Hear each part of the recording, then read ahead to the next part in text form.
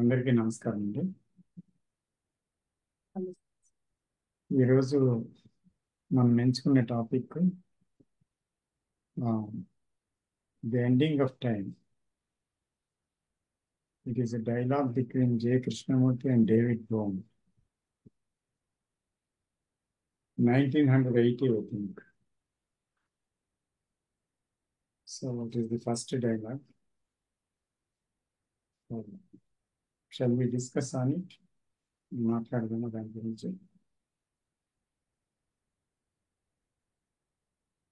దినకర్ ఎవరండి? నేను సార్ నమస్తే అండి. నేను వనజాన్ సార్. ఫోన్ లో కనెక్ట్ అయ్యాను. అవును, మర్చిపోయింది లాస్ట్ టైం. పర్లేదు. సరే సరే.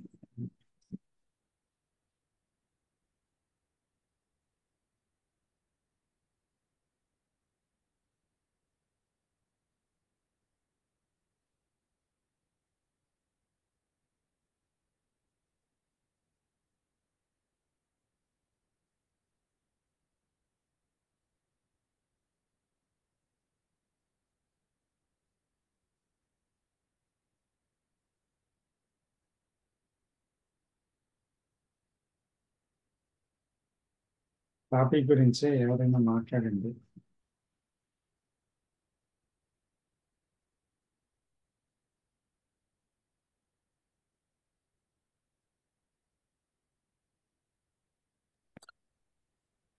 ఆ, అందులో డిస్కషన్ లో సార్ కృష్ణజీ అన్నారు మూవింగ్ ఇన్ వన్ డైరెక్షన్ అని ఒకటి వచ్చింది సార్.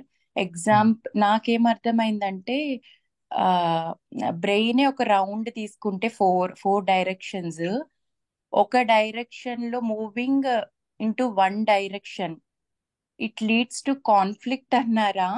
ఏమన్నారు అక్కడ? ఇప్పుడు ఒక డైరెక్షన్ లో నార్త్ ఎగ్జాంపుల్ కింద తీసుకున్నారు, నార్త్ వెళ్తుంది, సౌత్ కి వెళ్ళలేకపోతుంది, అట్లాగా ఎగ్జాంపుల్ తీసుకున్నారు బ్రెయిన్ ని, నార్త్ సౌత్ ఈస్ట్ వెస్ట్. దాని గురించి కొంచెం ఎక్స్ప్లెయిన్ చేస్తారా సార్? అంటే ఇక్కడ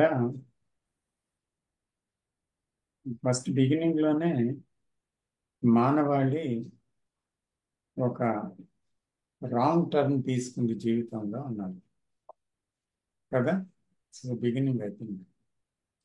అవునండి, అవును. దాంట్లో మీరన్న అన్న విషయం వచ్చింది. అంటే అది ఒక దిక్కు, అది ఆలోచన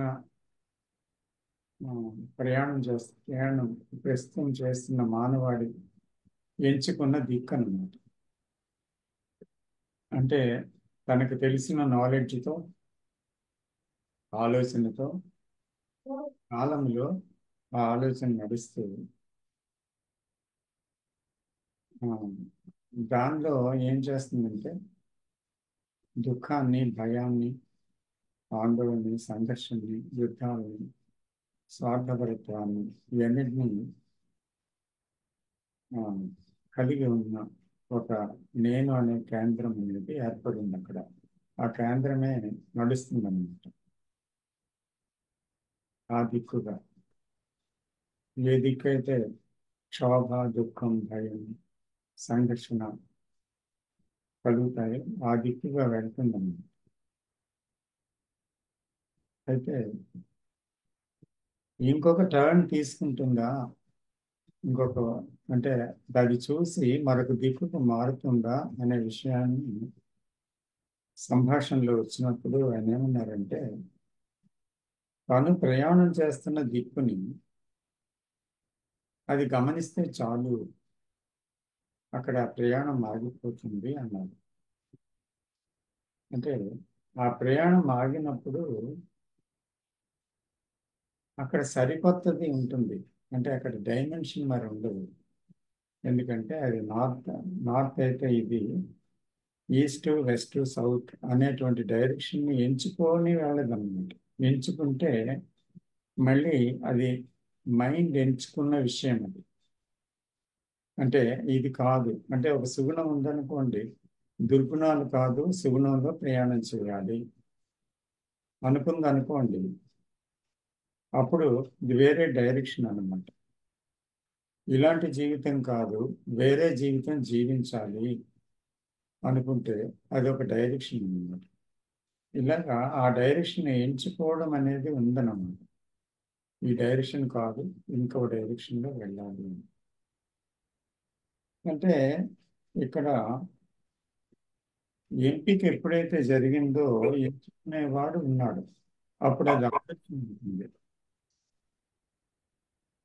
కదా. అందుకని ఉన్నదానికి ఆదర్శానికి మధ్య ఒక చాలా గ్యాప్ ఉంది. అది ఆదర్శం అనేది భవిష్యత్ కాలం, అది అలా ఉంటే బాగుంటుంది అనేటువంటి ఒక అభిప్రాయం. ఆదర్శం అనేది ప్రస్తుతంలో తెలియని విషయం. నేను గర్వంతో ఉంటే నాకు వినయం అనేది తెలియదు, కానీ ఆ గర్వం ఒక ఆపోజిట్ని నిర్మించుకుంది. వినయంగా ఉండాలి ఉంటే అది మంచి మార్గం. అలాగే దుఃఖము సంతోష అనేటువంటి దాన్ని నిర్మించుకుంది, అది ఒక ఆపోజిట్. ఆ తర్వాత భయం ధైర్యాన్ని నిర్మించుకుంది. అలాగే ఆ, ఒక లోభత్వం ఉందంటే ఉదారత్వాన్ని కలిగి ఉండాలి అంటుంది. సో అందుకని ఈ సుగుణాత్మక జీవితం కానీ లేదా ప్రేమాత్మక జీవితం కానీ లేదా ట్రెడిషనల్ అయితే ఆత్మ జీవితం లేదా ఆ, ఇప్పుడున్న నేను అంటే ఆ, దీన్ని జీవుడు అంటారు. అంటే మన ట్రెడిషన్లో జీవుని యొక్క జీవితం అంటే ద సెల్ఫ్, ద లిటిల్ అంటారు. సో ఆ జీవితం ఏమని ఊహిస్తుంది? ఇది కాదు, అది దాంట్లోకి వెళ్ళాలంటుంది. పుస్తకాలు చూసి, గురువులు చెప్పిన మాటలు విని, ఎన్నో స్కూల్స్ నుంచి వచ్చిన సందేశాలు విని, తన జీవితం నుంచి ఏదో మార్పు కావాలి అని చూస్తూ ఒక ప్రయత్నపూర్వక ప్రయాణాన్ని మొదలు పెడుతుందన్నమాట. కానీ ఈ ప్రయాణం కూడా ఒక ఆలోచనే. అది దాంట్లో అక్కడ కాలం ఉంది. అంటే నేను ఇది, ఇప్పుడు ఇది, నేను అది అవ్వాలి.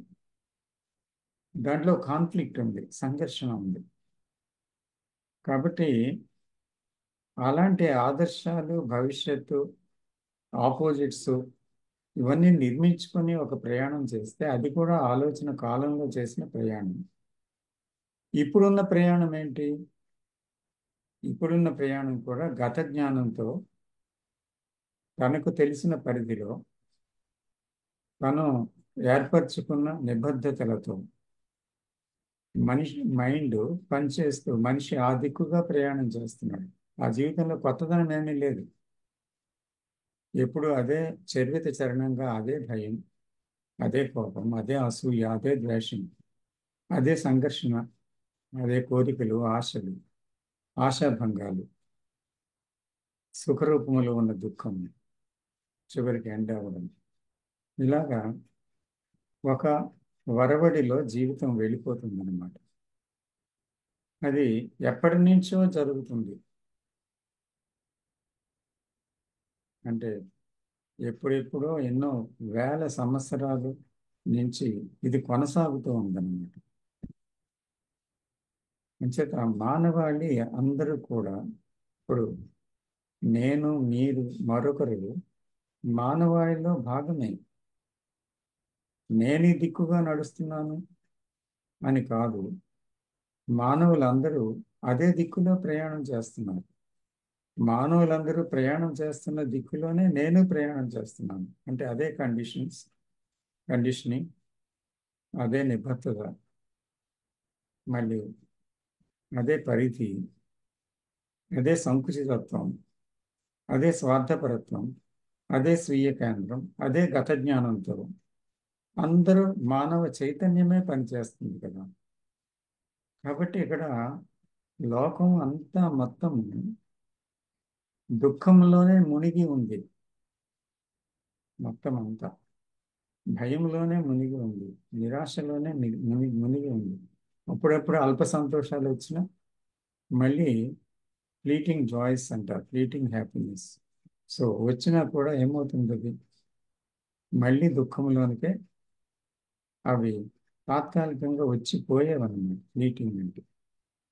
అందువల్ల అవి తిరిగి మళ్ళీ యథార్థంగా ఉండే వాస్తవం ఏంటి? ఆ భయము, ఆ దుఃఖము, సంఘర్షణ, అశాంతి కదా, అక్కడికే వచ్చేస్తున్నాయి మళ్ళీ. మళ్ళీ నిస్పృహ, నిరాశలోకి వస్తుంది. అంచేత man is trying to fulfil everything. అప్పుడు ఆ ఫుల్ఫిల్మెంట్లో నిరాశ ఎదురవుతుంది. అది మానసిక రంగానికి ప్రవేశపెట్టుకున్నాడు. ఫిజికల్ అటెంప్ట్ అంతా కూడా స్థూలమైన ఒక విషయాన్ని సాధించడానికి తను బ్రెయిన్లో ఒక పార్ట్ పనిచేసి తీవ్రంగా కృషి చేయొచ్చు అన్నమాట. ఎందుకంటే అది భౌతిక రంగంలో, శాస్త్రీయ రంగంలో అద్భుతమైన ఒక పరిశోధనలు, నిర్మాణాలు అన్నీ జరిగాయి. దాన్ని కాదనలేము. కానీ ప్రయత్నంతో తను జీవించడంలో, ఆలోచనతో మనిషి ఆలోచనని ఎక్కడ ఉపయోగించాలో అక్కడ ఉపయోగించడం వల్ల తను బాగానే జీవించడానికి వీలైంది. ఎందుకంటే ఆ జ్ఞాపకాలు ఎన్నో విషయాలకు పనికొచ్చాయి. నిత్య జీవితంలో సాధారణ దైనందిక జీవిత కృత్యాలు కూడా ఈ జ్ఞాపకాలకు సంబంధించిన ఆలోచనల మీద ఆధారపడే ఉన్నాయి. దీన్ని కాదనలేము. అయితే ఇక్కడ ఇదే ప్రయత్నము, ఇదే ఆలోచన, ఇదే తెలిసిన జగత్తులో జరుగుతున్న ఈ విషయం మెదడులో, బాహ్య విషయాల్లో దీన్నే అంతరంగంలో ప్రవేశపెట్టి మనసు ఏం చేస్తుందంటే లోపలికి ఏం చేస్తుంది, ఆ ప్రయత్నంతో ఇదే ప్రయత్నము లోన పెట్టి తనకి తెలిసింది అదే కనుక బ్రెయిన్ సెల్స్కి.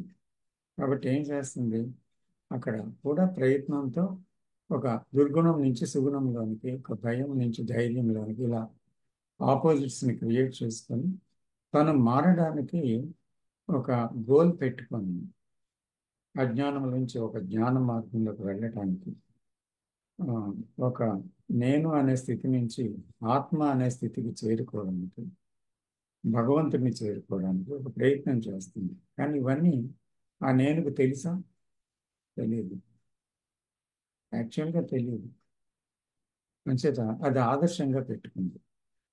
ఆదర్శంగా పెట్టుకొని అక్కడికి రీచ్ అవ్వాలని తంటాలు పడుతూ సంఘర్షణ తెచ్చుకుంది, భయాన్ని తెచ్చుకుంది, నిస్పృహ, నిరాశలు తెచ్చుకుంది. కాబట్టి ఇది ఆ ప్రయత్నం ఏదైతే బాహ్యంగా ఉందో అది అవసరమే, బాహ్య ప్రయాణం అవసరమే. కానీ ఆ ఆ ప్రయాణం అంతరంగంలో కూడా తనకు తెలిసింది అదే కనుక అది కూడా అంతరంగంలో ఆ ప్రయాణం కూడా ఇదే విధంగా చేద్దామని ఆలోచనతో ఒక మహా గొప్ప విషయాన్ని, అంటే ఆలోచనకి అవతల ఉన్న ఒక విషయాన్ని సాధించడానికి ప్రయత్నిస్తుంది అన్నమాట. అయితే అది సాధ్యమా? అక్కడ సాధ్యం కాదు అనే విషయం దానికి తెలియాలి అంటున్నారు. ఇక్కడ సాధ్యం కాదు అది అనే విషయాన్ని అది చూడగలగాలి. అంచేత నేను మొదట ఈ ఈ యొక్క నార్త్ అనే దిక్కు, అంటే అపమార్గములో నేను ప్రయాణం చేస్తున్నాను అని ఒకరు ఎప్పుడైతే చూశారో ఆ ఉన్నది ఏదైతే ఉందో దాంట్లో ఉండేటువంటి అసహ్యతని, దాంట్లో ఉండేటువంటి అసత్యాన్ని, దాంట్లో ఉండే పేలవత్వాన్ని, దాంట్లో ఉండేటువంటి ఒక సూపర్ఫిషియాలిటీని, అందులో ఉండే గుల్లబారినతనాన్ని అది చూడటం వల్ల అందులో ఉండే దుఃఖము లాంటి ప్రమాదకరమైన విషయాలను, మానవ జీవితంలో జరుగుతున్న మారణ హోమం, వైలెన్స్, ఇదంతా దీనివల్లేనా జరుగుతుంది అని చూడటం వల్ల ఏమైందంటే అది చూడటంలో అది ఒక మార్పుకి గురవుతుంది అని చెప్పారు. ఆగిపోవడమే మారిపోవడం. చూడటమే తెలుసుకోవడమే, చూడటమే అవగాహన ఉంది, చూడటమే రాలిపోవడం, ఆ చూడటమే బ్రెయిన్ సెల్స్ పరివర్తన పొందే మ్యూటేషన్లోకి ఎంటర్ అవుతాం. సో అందువల్ల పూర్తిగా మెదడు యొక్క కణజాలంలో కూడా మార్పు వచ్చేటువంటి ఆ పరిస్థితి కేవలం ఒక ఆదర్శాల వల్ల రాదు, లేదా ఒక ఫిలాసఫీని చదవటం వల్ల, ఏవో కోట్స్ని పట్టుకొని మనం దాన్ని అర్థం చేసుకోవడానికి ప్రయత్నించడం వల్ల, లేకపోతే అలాగే జీవించాలని అనుకోవడం వల్ల కానీ, మహాత్ముల ఉమ్, బోధనలు విని ఆకర్షితులమై ఇది బాగుంది అని మెచ్చుకోవడం వల్ల కానీ, దాన్ని జ్ఞాపకం ఉంచుకోవడం వల్ల కానీ, ఆ జ్ఞాపకం ఉన్నది తిరిగి తిరిగి మనము రిపీట్ చేయటం వల్ల కానీ, దాన్ని సాధించాలనేటువంటి ఒక ఆదర్శాన్ని పెట్టుకోవడం వల్ల కానీ మనం విఫల యత్నం చేస్తున్నాం. పైగా ఉన్నదాని సంఘర్షణ వస్తుంది, పైగా నిరాశ నిస్పృహ వస్తాయి జీవితంలో. అందుకే తెలియని వాడు ఒక రకంగా ఏదో ఒక అజ్ఞానంలో కొట్టుకుపోతున్నాడు, కానీ తెలిసిన వాడు మాత్రం తెలిసిన జ్ఞానానికి మళ్ళీ తను పెట్టుకున్న ఆదర్శ జ్ఞానానికి మధ్య ఒక వంతెనని నిర్మించి, అది గాలిలో అన్నమాట, నిజమైన వంతెన కాదు. ఆ గాలిలో వంతెనలో ప్రయాణం చేసి అక్కడికి చేరుకోవాలంటాడు. గాలిలో వంతెన ఏంటి? అక్కడ ఏ రకమైన మెటీరియల్ లేదు, అంటే గాలిలో ఊహలు అనమాట వంతెన అంటే, లేదా అంటే ఆదర్శాలు అన్నమాట. అంచేత అక్కడ ఆ ఊహ వల్ల, ఆదర్శం వల్ల అది పొందే స్థితి కాదు కదా. ఉన్నది పోతే అది ఉంది. కాబట్టి ఆ ఉన్నది పోవాలి అంటే ఉన్నది అర్థం కావాలి. ఉన్నది అర్థం కావాలంటే ఉన్నది ఉన్నట్టుగా చూడగలగాలి. అంటే అక్కడ ఆదర్శాలు, ప్రయత్నాలు, గోల్, గమ్యం, కారణం ఇవన్నీ కూడా ఉండరాదు, ఉండకూడదు. అప్పుడు మాత్రమే ఏమవుతుందంటే దాన్ని యథాతథంగా అర్థం చేసుకోవడం జరుగుతుంది. ఆ ఉన్నదాన్ని ఎప్పుడైతే అర్థమైందో అప్పుడు దాని నుంచి విడుదల సంభవిస్తుంది. ఎందుకంటే ఇందాక మనం అనుకున్నట్టు పొల్లు అంతా రాలిపోయి నిజమైన సత్యం తెలియబడుతుంది. ఎందుకంటే అసత్యము ద్వారానే సత్యము తెలియబడాలి.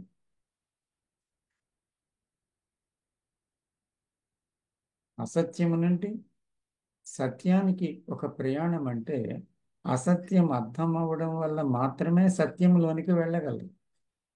అలాగే అజ్ఞానము నుంచే జ్ఞానానికి ప్రయాణం అంటే అజ్ఞానాన్ని తెలుసుకోవడం వల్ల ఇది అజ్ఞానమని అతను నిజమైన జ్ఞానాన్ని పొందగలడు. అదే ఇన్సైట్ అన్నమాట. అయితే అది రావాలి అంటే నిశ్శబ్దం కావాలి. కాబట్టి రణగుణ ధ్వనితో ఉన్న మనస్సు, ప్రయత్నం చేసే మనస్సు, ఆలోచనలతో నిండిపోయిన మనస్సు, తాపత్రయంతో కొట్టుమిట్టాడుతున్న మనస్సు, ఏదో ఒక ఫిలాసఫీలో చిక్కుకొని అర్థమైంది అనుకుంటూ ప్రయాణం చేస్తున్న మనస్సు,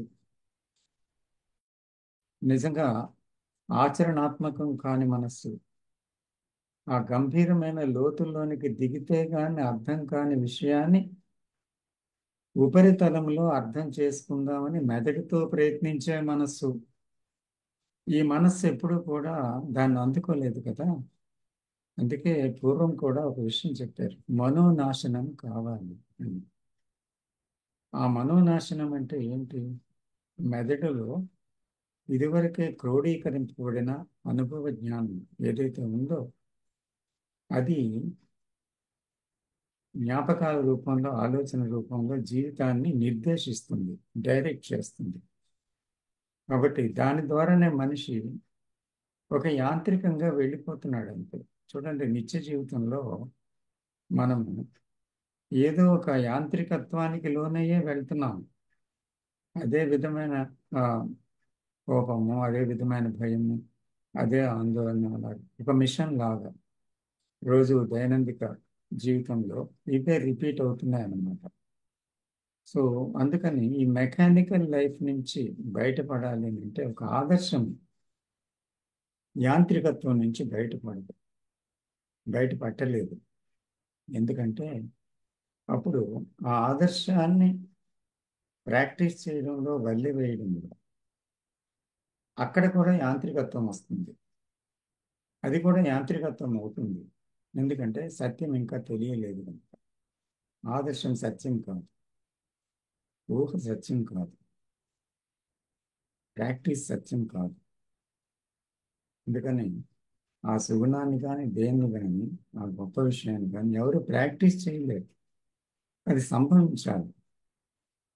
అందుకే కృష్ణుడు అంటారు, ఆ, ఏదైతే పవిత్రమైనది ఉందో అది నిన్ను చేరుకోవాలి, నువ్వు దాన్ని చేరలేవు. ఈ మాటలో ఎంత అర్థం ఉందండి?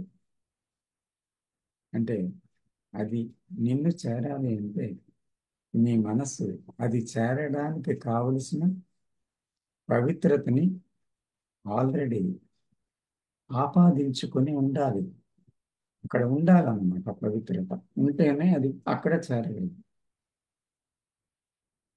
ఇప్పుడు దేవుడి గదిలో ట్రెడిషన్ చేసేవాళ్ళు దేవుడి గదిని పీఠాన్ని శుభ్రం చేసి పసుపు కుంకుమ రాసిన తర్వాత ఆ విగ్రహాన్ని పెడతారు. ఎందుకని అంటే ఒక పవిత్రమైన చోట్లో భగవంతుడిని పెడదామని ఆ ఉద్దేశంతో పెడతారు. అది నిజంగా భగవంతుడు కాకపోవచ్చు, కానీ వారి ఉద్దేశం ఏంటి అంటే అది భగవంతుడే అని. కాబట్టి భగవంతుడిని పరిశుభ్రమైన ప్రదేశంలో నిర్మలమైన ప్రదేశంలో ఉంచాలే కానీ ఇక్కడ అక్కడ వస్తువుల్లా పడిలేం కదా అని దానికి వేరే గది, దానికి వేరే పీఠం, ఆ దానికి వేరే పరిశుభ్రత, దానికి వేరే మడి తడి, ఇది సాంప్రదాయంలో పాటిస్తారు. అది బాహ్యం అనుకోండి. ఇక్కడ ఆ ఉపమానం ఎందుకు తెస్తున్నానంటే బాహ్యంలోనే కొంతమంది పడిపోయి అదే దేవుడు అనుకొని ఆ పెరిఫరీలో ఉండిపోయారు. కానీ అంతరంగంలో ఈ పరిశుభ్రత మనం చేశాము, అది దాని మీనింగ్ అన్నమాట. బాహ్యంలో ఉండడం కాదు ఆ పవిత్రత పరిశుభ్రత అంటే, అంతరంగాన్ని పూర్తిగా పరిశుభ్రం చేసి దాంట్లో ఒక పవిత్రతని ఉంచగలిగాను అంటే మళ్ళీ అది ప్రాక్టీస్ కాదు. అపవిత్రత పోతేనే పవిత్రత నెలకొంటుంది. దీన్ని మీరు కష్టపడి లేదా అంటే ప్రయత్నంతో సాధించలేదు, అది వీలు కాదు. కాబట్టి ఎక్కడైతే అపరిశుభ్రత ఉందని గమనిస్తామో, గమనించిన వెంటనే దాన్ని శుభ్రం చేస్తాం కదా. ఓ పట్లు ఉన్నాయి, శుభ్రం చేయకుండా ఎలా ఉంటాం? ధూళి ఉంది, ధూళి తొడకుండా ఎలా కూర్చుంటాం, అక్కడ ఎలా పడుకుంటాం, ఎలా తింటాం? సో ఏ కార్యం చేయాలని అక్కడ ఒక శుభ్రత ఒక పరిశుభ్రత ఉంటుంది. అందువల్ల పరిశుభ్రమైన మనస్సు కోసం చేసే ప్రయత్నం కాదు, అపరిశుభ్రత ఎక్కడ ఉందో చూసి దాంతో ఉండలేక అక్కడ ఇక్కడ నేను ఉండిపోయాను కదా అని చూడటం. చూసిన వెంటనే చర్య వస్తుంది. ధూళి చూస్తే ఉండగలరా? పరిశుభ్రత చూస్తే ఉండగలరా? గట్టలు చూస్తే ఉండగలరా? అంతే, వెంటనే దాన్ని శుభ్రం చేయాలి. అలాగే జీవితం, మనం చేస్తున్న జీవితంలో ఎంత పనికిరానితనం ఉంది, ఎంత అసహ్యత ఉంది, ఎంత ప్రమాదం ఉంది, ఎంత ఉపరితల జీవితం ఉంది. దీంట్లో ఏ రిలేషన్షిప్లో అయినా నిజమైన బాంధవ్యం ఉందా అసలు? ఏంటిది, ఏం జరుగుతుంది అని ఎప్పుడు ఆలోచించలేదు. అందుకే నార్త్కి వెళ్ళిపోతున్నాము, కానీ ఆ నార్త్లో ఉన్నాం కదా, ప్రయాణం చేస్తున్నామని ఎవరు ఆ ప్రయాణాన్ని చూసి ఆగి చూడలేదు అన్నమాట. నిజంగా చూస్తే ఆగిపోతారు. ఆగిపోవడమే వేరే టర్న్ అన్నమాట. వేరే టర్న్ అంటే ఎంచుకున్న టర్న్ కాదు. సో అలాగ తీసుకున్న మనస్సు అప్పుడు ఖాళీ అవుతుంది.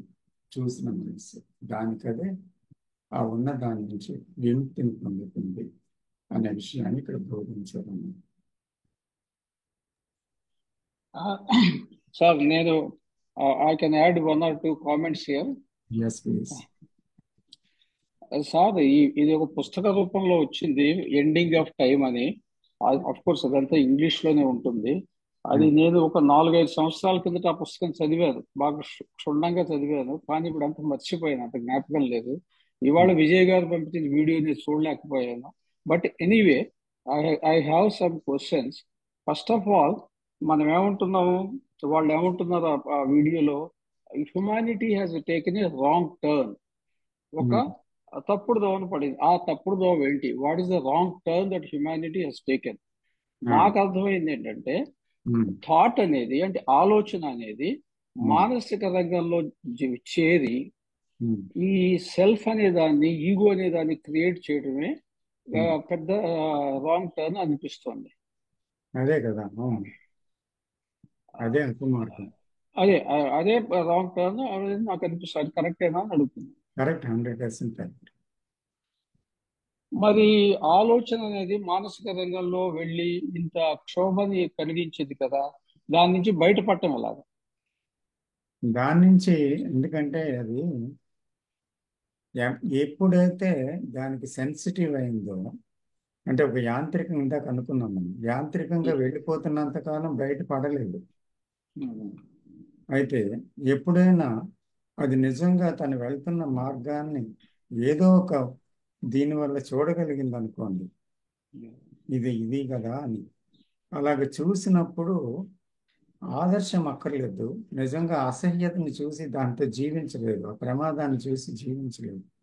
అంటే ఆ చూడటం అనేది జీవితంలో సంభవించాలి. అది అంటే నిజంగా పరిగెట్టిపోయేవాడు జీవితంలో, నిజంగా దాంట్లో కొట్టుకుపోతున్నవాడు, ఆ, దాంట్లో మునిగి తేలినవాడు యాంత్రికత్వంలో, అతనికి ఆ, ఏది పట్టదు, ఏది పట్టదు.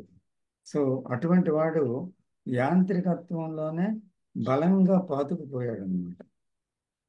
అయితే ఏదో ఒక విషయం ద్వారా కానీ, ఏదో ఒక ఘటన ద్వారా కానీ, లేకపోతే ఏదో ఒక కనువిప్పు కలిగి అతను చూశాడు అనుకోండి, ఇదే నా జీవితం అని.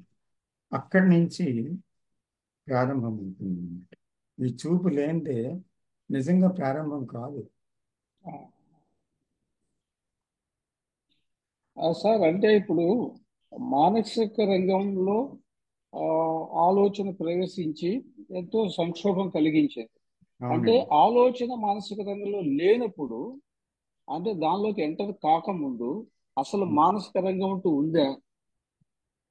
ఆలోచన ఎంటర్ కానప్పుడు, ఆలోచన ఎంటర్ అవ్వటం అనేది మూల అజ్ఞానం అంటాము. ఎందుకంటే అది ఎప్పుడు మొదలైంది అనేది ఎవరు కాల నిర్ధారణ చేయలేరు. Okay, okay. కాల నిర్ధారణ చేయలేరు. ఎందుకంటే అది ఏమంటారంటే యాడమ్ అండ్ ఈవ్ అనే కథ ఒకటి క్రిస్టియానిటీలో చెప్తారు. తర్వాత ఇంకో మతం మరోటి చెప్తుంది, మరో మతం మరోటి చెప్తుంది. అయితే ఏంటంటే మొత్తం మీద అది బిగిన్ అయింది. అంటే సెన్సెస్ అనేవి మనిషికి సెన్సెస్తో అతను ఉన్నాడు, అతను జన్మించినప్పుడే సెన్సెస్ ఉన్నాయి. యా. సెన్సెస్ నుంచి ఏమైందంటే ఆ, మనిషికి ఆ ఇంద్రియ ప్రకోపం వల్ల, ఇంద్రియాల యొక్క గ్రాహ్యత వల్ల, సెన్సిటివిటీ వల్ల ఏమైందంటే అది తెలుసుకున్న ఒక విషయాన్ని, ఇంద్రియ జ్ఞానాన్ని, ఆ, ఒక బ్రెయిన్ సెల్స్ అనేవి కూడా అందులో ఏర్పడి ఉన్నాయి. అంటే మనస్సు అనేది ఆరవ ఇంద్రియం అని చెప్తారు. సో అవును. బ్రెయిన్ సెల్స్ అనేది బాడీలోనే ఉన్నాయి, ఈ 5 సెన్సెస్ కాక. ఈ బ్రెయిన్ సెల్స్ లో అది మెమరీగా వెళ్ళినప్పుడు, ఆ మెమరీ తిరిగి తిరిగి రిపీట్ అయినప్పుడు దాన్ని ఒక భావంగా అది ఏర్పరచుకుంది. ముందు భాష లేకపోయినా ఆ, భావం అనేది ఓకే, ఓకే. ఒక రకమైన ఇమోషన్ అన్నమాట. ఫీలింగ్. అది సెక్షువల్ ఇమోషన్ కావచ్చు, లేదంటే ఒక ఆకలి నుంచి పుట్టిన ఒక ఏదైనా ఒకటి కావచ్చు, లేకపోతే అంటే ఒక జాతికి జాతికి మధ్య వైరం కావచ్చు. ఇలాగా సడన్ గా ఏవేవో పుట్టాయి. ఇవన్నీ అనుభవాల కింద మారిపోయి అక్కడి నుంచి నేను తయారయ్యాను. అదే రాంగ్ టర్న్. సార్ ఇప్పుడు ఆలోచనకి కాలానికి సంబంధం ఏమిటి సార్? ఆలోచనకి కాలానికి సంబంధం అంటే ఇక్కడ ఒక స్థూలమైన ఒక విషయం ఉందనుకోండి, ఆ విషయంలో కాలము ప్రమాదం కాదు. ఎందుకంటే నేను ఇక్కడి నుంచి అక్కడికి వెళ్ళాలి అనేది ఒక దిశానిర్దేశం ఉంటే ఆ దిశగా ప్రయాణం చేయాలి అనేది నాకు ఆ జ్ఞానం ఉండాలి. కారు నడిపినా, విమానం వెళ్ళినా, నడిచినా, ఏదైనా వాహనంలో వెళ్ళినా, ఎలా వెళ్ళినా. తర్వాత ఇక్కడ ఇది ఈ ప్లేస్ నుంచి ఆ ప్లేస్కి ఒక మార్గం ఉంది. ఆ మార్గం అంటే దేశం ఉంది. ఆ దేశంలో కాలం ఉంది. ఆ కాలంలో ప్రయాణం ఉంది. కాబట్టి అది ఫిజికల్ వరల్డ్లో ఇవన్నీ గుర్తుంచుకోవాలి. ఒక భాషను కానీ ఒక విషయాన్ని కానీ దైనందిక జీవితంలో మనం గుర్తుంచుకుంటేనే అలా జీవించడం సాధ్యమవుతుంది. అంటే ఒక బ్యాలెన్స్డ్గా. అక్కడ ఇంబ్యాలెన్స్ కాదు అది, ఆ జ్ఞానం. అయితే ఇదేమైంది, ఆ ఒక మానసికంగా ఒక కాలాన్ని ఈ నేను నిర్మించుకుంది తన గతంతో. అంటే గతంలో ఎన్నో రిజిస్టర్ అయ్యాయి నాకు. రిజిస్టర్ అయితే బ్రెయిన్లో అప్పుడు ఏమనుకుందంటే ఇది మంచి, ఇది చెడ్డ, ఇలా జీవిస్తే ఇలా చేయడం వల్ల నాకు ఆనందం వచ్చింది, ఇలా చేయడం వల్ల దుఃఖం వచ్చింది, ఇది వద్దు ఇది కావాలి అనే ద్వంద్వాలు తయారైపోయాయి మైండ్లో.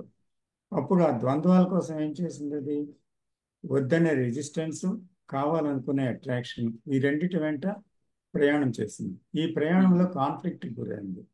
అక్కడి నుంచి ఫ్రస్ట్రేషను, ఫుల్ఫిల్మెంటు, ట్రైనింగ్, మరి దాంట్లో ఫ్రస్ట్రేషన్, దాంట్లో భయం, తర్వాత ఈ సెల్ఫ్ సెంటర్డ్ యాక్టివిటీ సెల్ఫ్తో బిగిన్ అయిపోయింది అనమాట ఈ ద్వంద్వాలు వచ్చిన తర్వాత. అందుకని అందులో చాయిస్ వచ్చింది. కాబట్టి ఏమవుతుంది, ఈ చాయిస్లో మైండ్ గతం నుంచి ప్రస్తుతానికి ప్రయాణం చేసింది. ప్రస్తుతంలో ఏమైంది, అది గతంతో ఆక్యుపై అయ్యి ఆ దృష్టితోనే ప్రస్తుతాన్ని చూస్తుంది. కానీ నేకెడ్గా డైరెక్ట్గా ప్రస్తుతాన్ని చూడలేకపోతుంది.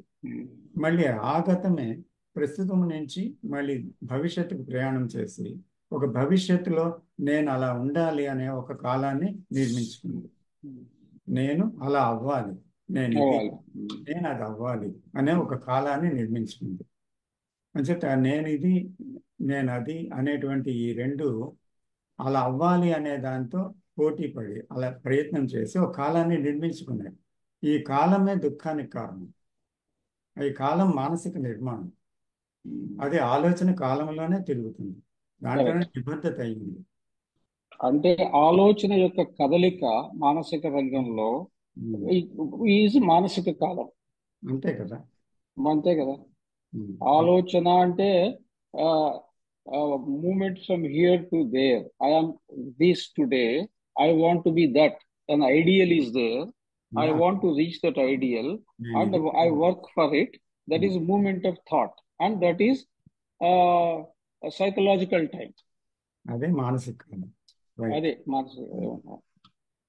అంటే మానసిక టైం, ఇప్పుడు ఎండింగ్ ఆఫ్ టైం అని వీళ్ళు పెట్టారు కదా, అదే ఆ పుస్తకం పేరే ఎండింగ్ ఆఫ్ టైం అండి.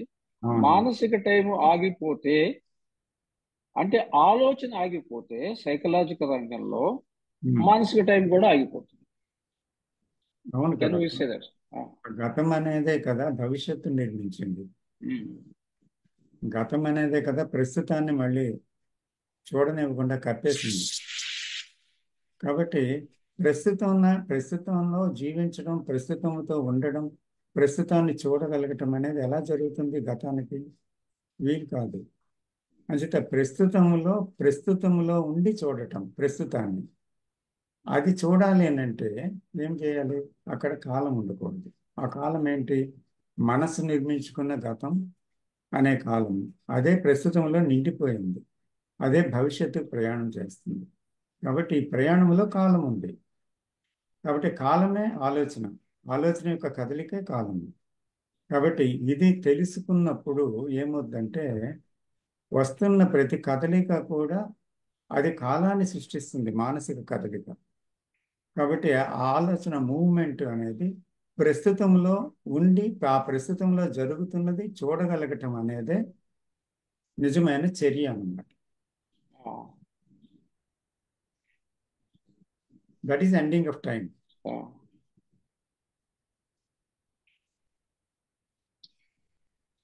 అంటే మానసిక రంగంలో ఐడియల్స్ ఏమి లేవు. అవును మానసిక రంగంలో ఉన్నదేదో చూడాలి అంతే. అవును ఐడియల్ ఉందంటే again that becomes a movement of thought from yes. This condition to this condition. Like if you take violence as an example, ఇప్పుడు వైలెన్స్ అనేది is a fact. All human beings are violent. కానీ మనం ఏం చేసాము, ఆలోచన non violence అనే దాన్ని create చేసింది. అవును అది it is a non fact, that's an illusion, that's an ideal.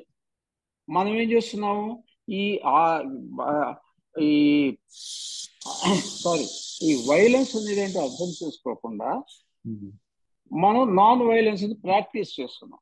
That means we are running away from violence which is a fact to an ideal which is a non-fact, అప్పుడు non-violence. ఏమైంది just minute అప్పుడు ఏమైంది అక్కడ మానసిక కాలం సృష్టించారు. Non violence has become much more important to me exactly than violence కదా. So I'm only looking for the unimportant thing to achieve. The important thing I have to see is I am violent. Why don't I see that? అక్కడ change రాలేదు.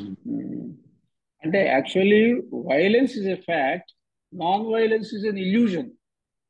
We are running after an illusion which is a non-fact. అదేనండి, if you stop that and stay with violence, దాన్నే mind ప్రధానం అనుకొని దాని వైపు పరిగెడితే ఎలా చూడగలదు అంటున్నాను. అదే అదే అంటే నేను వైలెన్స్ తో ఉండి దాన్ని చూస్తే వైలెన్స్ అంతం అవడానికి అవకాశం ఉంది. వైలెన్స్ అంతం అయితే నాన్ వైలెన్స్ ఆటోమేటిక్ గా ఉంది అక్కడ. Absence of violence is non violence. అందుకే ఆదర్శం అనేది లేనప్పుడు ఉన్నదాంట్లోనే ఉండడం జరుగుతుంది. అంటే మనం ఆదర్శాలు పెట్టుకోకుండా వెళ్తూ ఉంటే we can stay with what is. మనం వాట్ ఈజ్ గురించి చాలా సార్లు మాట్లాడుకున్నాం కదా. ఆ వాట్ ఈజ్ లో మనం ఉండగలిగితే మనకి మానసిక రంగంలో కాలమే లేదు ఇంకా. అంతే అంతే. Okay sir, thank you. Welcome sir. Shiva గారు నమస్కారం సార్. నమస్తే శివ గారు, చెప్పండి సార్. ఈ బ్రెయిన్ సెల్ ట్రాన్స్ఫర్మేషన్ లో ఇప్పుడు ఒక 10 years పర్సన్ సార్ తాను ఏర్పరచుకున్న సెల్ఫ్, చెప్పండి మళ్ళీ. 10 years ఒక 10 years పర్సన్ ఉన్నాడు అనుకోండి, ఒక అబ్బాయి, ఒక 10 years యంగ్ బాయ్. ఓకే, తాను ఏర్పరచుకున్న సెల్ఫ్, ఇంద్రియ సంవేదనము లేదా ఇంద్రియాలతో వాట్ ఎవర్, అదే ఒక 60 years పర్సన్ తాను ఏర్పరచుకున్న సెల్ఫ్, తనలో ఉన్న బ్రెయిన్ సెల్స్. ఈ ట్రాన్స్ఫర్మేషన్ జరగాలి అంటే ఆ చూడడము అనేది ఇద్దరిలో ఒకే తీరుగా ఉంటుందా, లేదా ఇప్పుడు ఈ 10 years బ్రెయిన్ సెల్స్ తన సెల్ఫ్ చాలా వీక్ గా ఉంటుంది, తన ట్రాన్స్ఫర్మేషన్ ఈజీగా అవుతుంది, అదే 60 years ఇదైతే చాలా సార్లు స్ట్రాంగ్ గా ఉండి అలా ఉంటుందా? అదే ఇప్పుడు ఏదైతే కాలంలో ఎక్కువ కాలం కొనసాగుతుందో అది ఒక రకమైన స్ట్రెంగ్త్ని పుంజుకుంటుంది అనమాట, పుంజుకుంటుంది. అంచేత నేను 10 ఏళ్ళ అబ్బాయిలో ఉన్న నేను అనేక అనుభవాలు మళ్ళీ మళ్ళీ తిరిగి అతనికి సుఖ దుఃఖ అనుభవాలు కలుగుతూ ఉంటే ఆ నిబద్ధత, ఆ కండిషనింగ్ అనేది, ఆ నేను అనేది దాంట్లో బలపడుతూ వస్తుంది అన్నమాట. 60 years అయ్యేసరికి లేకపోతే 70 years అయ్యేసరికి. ఎందుకంటే ఈ నెవర్ లుక్డ్ ఎట్ ఇట్. కాకపోతే అక్కడ సడన్గా ఇప్పుడు ఈరోజు చూడగానే కొంతమందికి అతి కష్టమైనది. అందుకే old people do not listen this అనే విషయం ఒక దగ్గర కృష్ణమూర్తి అన్నారు. అంటే నిజంగా బాగా ఓల్డ్ అయిపోయిన పీపుల్ వస్తే వాళ్ళకి అవసరం లేదు అది అన్నట్టుగా ఉంటారు. అదే యంగ్ పీపుల్ అయితే కుతూహలంగా దాన్ని వింటారు, అదేంటో తెలుసుకుందాం అనే జిజ్ఞాస వాళ్ళలో ఉంటుందన్నమాట. అంచేత ఏనాడు చిన్నప్పుడు దాని తాలూకా విషయం పట్టించుకోలేదనుకోండి, అప్పుడు అజ్ఞానంలో ఒక మెకానికల్ జీవితాన్ని గడుపుతూ ఏమవుతుందంటే అది స్ట్రెంగ్త్ అవుతుంది. సో ఆయన చూసే తరుణం ఎప్పుడూ రాలేదు ఆయనకి. సో అందుకని అక్కడ ఆ, ఏదంటే విద్య అనే విషయంలో కృష్ణమూర్తి వచ్చినప్పుడు ఎడ్యుకేషన్లో ఏది టీచర్ అనేవాడిని ఎడ్యుకేట్ చేయాలి అన్నారు. ది ఎడ్యుకేటెడ్ మస్ట్ ఎడ్యుకేషన్ చెప్పేవాడు ఎడ్యుకేట్ అవ్వాలి. అంటే ఏంటి, నిజంగా అతను తల్లిదండ్రులు అక్కడ పాఠశాలలో ఉండేటువంటి ఆ, వాళ్ళ ఉపాధ్యాయులు, ఇటువంటి వాళ్ళు, ఇవన్నీ చుట్టూ ఉండే సమాజం, ఇవన్నీ కూడా ఏం చేస్తున్నాయి, ఒక శిక్ష బహుమానం ఇవి ఇస్తున్నాయి. దాని ప్రెషరు, తర్వాత పెయిన్ వస్తున్నాయి. తర్వాత ఇలా రకరకాలుగా ఏమవుతుందంటే ఆ ద్వంద్వాల్లో పడిపోయింది మనసు, స్ట్రగుల్లో. కాబట్టి వీళ్ళకి అసలు అంటే తల్లిదండ్రులు అంటారు కదా, పిల్లల్ని ఎలా పెంచాలో తెలియదు, అది వేరే సంగతి. అంటే ఇప్పుడుండే విషయం ప్రకారం వాళ్ళకి విద్యాబుద్ధులు చెప్పించి మంచి ఉద్యోగం సంపాదించేటట్టు చేసి మంచి పిల్లల్నిచ్చి పెళ్లి చేసి మనవల్ని ఎత్తుకోవాలి. అది బాగా ప్రయోజనకారి అయిందంటే అది సమాజ నీతి. కానీ ఇక్కడ మనం మాట్లాడుతున్నది అది కాదు. అంచేత సమాజ నీతి వేరు. అసలు నిజంగా ఆ, అదేమంటారు, సుగుణం అనేది వేరు. అది దుర్గుణానికి ఆపోజిట్ కాదు. అంచేత ఏ మనిషి అయితే తన దుర్గుణాన్ని చూడగలుగుతాడో, అంటే ఉన్నది ఉన్నట్టుగా చూడగలుగుతాడో, ఆ విషయం అతను ఉన్నప్పుడు నమ్మకాలతో పని లేదు అక్కడ. ఆ, మళ్ళీ ఆదర్శాలతో పని లేదు, ప్రయత్నంతో పని లేదు. సో కాబట్టి ఆ చూడటం అనేది నిజంగా ఎడ్యుకేషన్లో తీసుకొని రావాలన్నమాట. అందుకే కృష్ణమూర్తి చాలా స్కూల్స్ పెట్టి ఒరిజినల్ థింకింగ్కి దోహదం చేసే విధంగా ఆ, చాలా భయం లేని వాతావరణంలో ఆ పిల్లలు పెరిగేటట్టుగా ఫ్రీడంలో అక్కడ తయారు చేశారు. కానీ దురదృష్టవశాత్తు ఇప్పటికీ కూడా చాలామంది పిల్లలు అక్కడికి వెళ్ళి వచ్చిన వాళ్ళు కూడా సమాజం యొక్క ప్రభావం పడి మళ్ళీ అదే రీతిలో కొనసాగడం నాకు తెలుసు. కాబట్టి ఈ కొద్ది మందో బయటికి వచ్చి ఎవరు రాలేదని నేను చెప్పలేను. అయితే కొంతమందిలో ఒక మార్పు కలిగించడం అది కూడా ఒక గొప్పతనమే కదా. సో ఆయన కృషి ఎప్పటికీ పోదు, ఆయన ఇచ్చిన సందేశం ఎప్పటికీ పోదు. ఆయన చూపించిన కొన్ని పాయింటర్స్, కృష్ణమూర్తి డైలాగ్తో, స్టూడెంట్స్తో ఇచ్చిన డైలాగ్ ఎప్పుడు ఆ, అది అసత్యం కాదు. అది ఒక సీడ్ లాంటిది. ఆ చిన్నపిల్లల హృదయంలోకి వెళ్ళి అది ఇప్పటికైనా పుష్పిస్తుంది తప్పకుండా.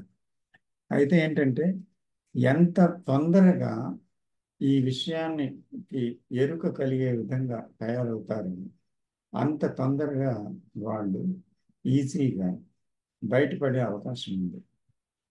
అందుకని ఇక్కడ ఘనీభవించిన మనస్సు, పూర్తిగా అర్థమవుతా, ఘనీభవించిన మనస్సు.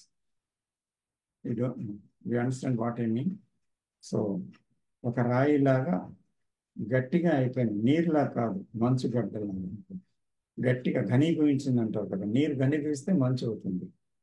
అలాగా ఘనీభవించిన మనస్సు ఏంటి ఏంటో ఏం జరుగుతుంది అక్కడ, అది తొందరగా కరగదండి. సో అందుకని లేలేత ప్రాయంలో అంతగా ఘనీభవించలేదు. ఇప్పుడు అక్కడ కూడా నోషన్స్ ఉన్నాయి, అక్కడ కూడా ఇమాజినేషన్స్ ఉన్నాయి, అక్కడ కూడా ఏదో ఉంది, అభిప్రాయాలు ఉన్నాయి, లేవని కాదు.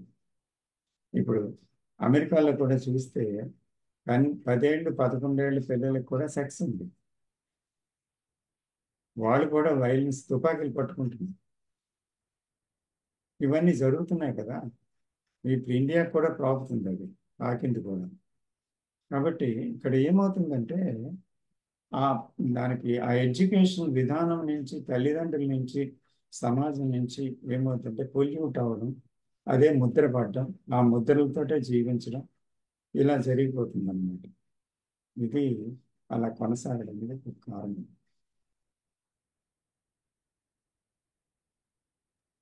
Thank you sir. ఉమ్.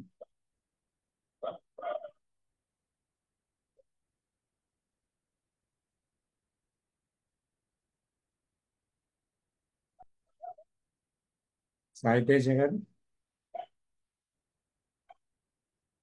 ఇప్పుడే వచ్చారా? సార్ నమస్తే సార్.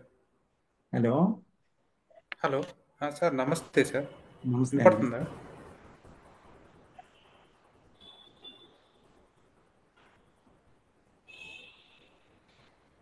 నా మాట వినపడుతుందా సార్?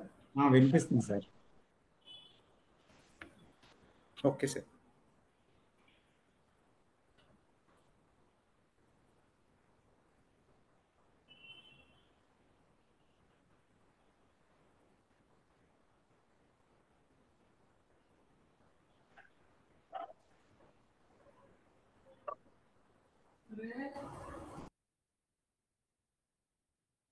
మీనా కుమార్ గారు, సార్ సార్ వింటున్నాను సార్. వింటున్నారా? వింటున్నాను సార్. క్వశ్చన్ వస్తే అడుగుతాను సార్. రైట్. శ్రవంతి గారు, సార్ వింటున్నాను సార్ నేను కూడా. ఓకే. విజయ్ గారు, సార్ ఇక్కడ డిస్కషన్ స్టార్ట్ అయినప్పుడు అంటే why man took a wrong turn అన్న దగ్గర అంటే man was always trying to become something అన్నది అది మీరు ఇప్పుడు ఎక్స్ప్లెయిన్ చేశారు. And conflict is the root of all that. అక్కడ మళ్ళీ what is the root of conflict అని క్వశ్చన్ ఎంక్వైరీలో not only outwardly and inwardly, ఇప్పుడు రిలీజియన్స్ కూడా దీనికి దోహదం చేస్తాయి to become something. What is the fact that people could not stay with the fact something better? ఇప్పుడు అవుట్వర్డ్ గా they want to become something better technologically, inside also the same way they are trying to become better.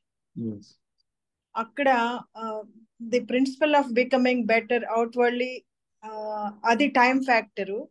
But అది time ఫ్యాక్టరీ కదా సార్. The principle of becoming better outwardly is the time factor. And I'm trying to become something and it is a constant battle inward. So ఇక్కడ outward కి inward కి what ever is outward that's also inward. ఒక small example తో అది చెప్పగలరా sir?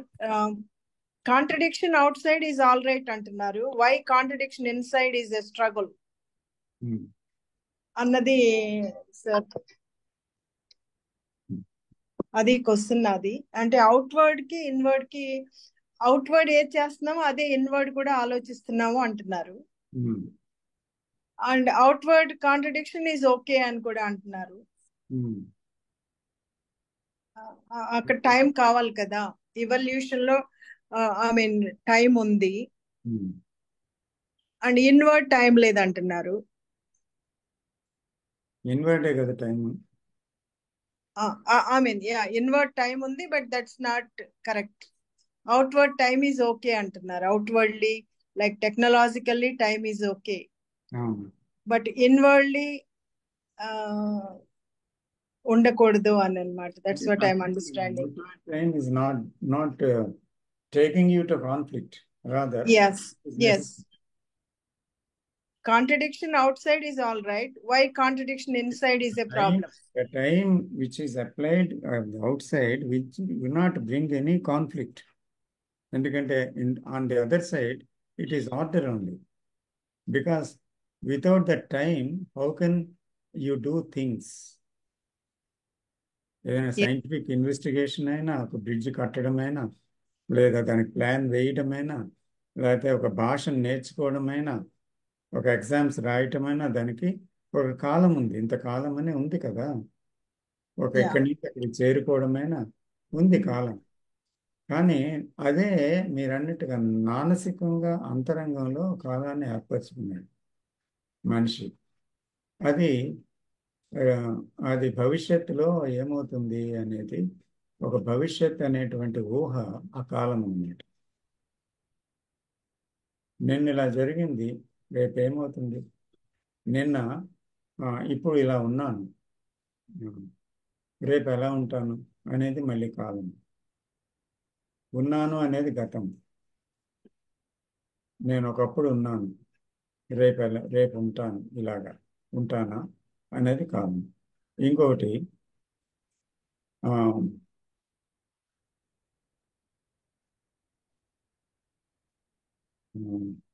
Inward moment ఏదైతే ఉందో that creeps into the outward moment also yeah sometimes. అంటే అంతరంగములో ఉన్న కాల ప్రభావం అది బాహ్యంగా కూడా ఒక్కోసారి వ్యక్తమైనప్పుడు అది కాన్ఫ్లిక్ట్ వస్తుంది. ఎందుకంటే I am this, I should be that. నేను ఇప్పుడు ఇలా ఉన్నాను, నేను అలా అవ్వాలి. అది ఆధ్యాత్మిక రంగమైనా, స్థూల రంగమైనా, బాంధవ్యాల్లో అయినా, ఏ రంగమైనా సరే అదే మనిషి నిరంతరం కోరుకునేది. నేను ఇలా ఉన్నాను, నేను అలా అవ్వాలి. సో అలా అవ్వకపోతే నిరాశ, నిస్పృహ, ఫ్రస్ట్రేషన్ ఇవన్నీ వస్తాయి. కాబట్టి ఆ కాలం ఏం చేస్తుందంటే బాహ్య జీవితంలో కూడా కాన్ఫ్లిక్ట్ని తీసుకొస్తుంది. అంతరంగంలో ఉండదు కదా. సో బాహ్య జీవితంలో కూడా ఘర్షణ తీసుకొని వస్తుంది.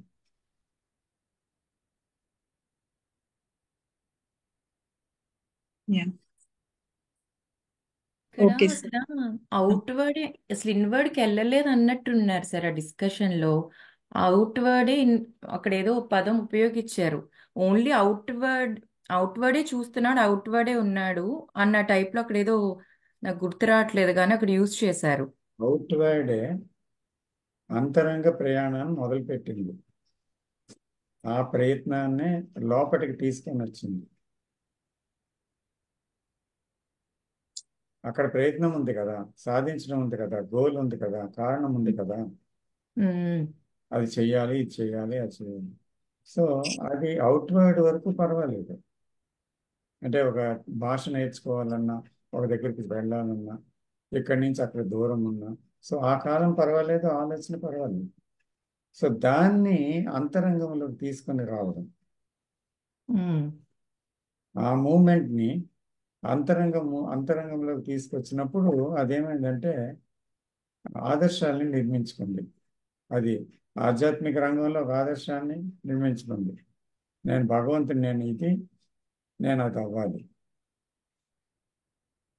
నేను ఇలా ఉన్నాను మానసికంగా దుర్గుణాలతో, నేను అలా అవ్వాలి. ఇలాగా ఒక కదలికను అక్కడ కూడా పెట్టుకున్నాను. సో దీనివల్ల ఆ నేను అనేది ఏర్పడింది. ఆ నేను నిరంతరం ట్రై చేస్తుంది. ఏమంటుంది? నేను ఇలా ఉన్నాను, నేను అలా అవ్వాలి. అక్కడ నేను ఉందిగా. సో అందుకని అక్కడ ఆ ప్రయాణం స్టార్ట్ అయింది. ఆ ప్రయాణంలో నేను అనేది ఉంది, ఆ నేనులో కాలం ఉంది, ఆలోచన ఉంది. సో ఇది మనిషిలో ప్రధానమైన దుఃఖానికి కారణం. అక్కడ స్టాప్ చేసి అది విజయ్ గారు ఇప్పుడు ఇక్కడ ఎండ్ చేశారు కదా. ఫ్యాక్ట్ ఏంటి ఆపుతుంది అని అంటే క్రిస్టియన్స్ ఏమో సిన్ అన్నారు, హిందూస్ ఏమో కర్మ అన్నారు.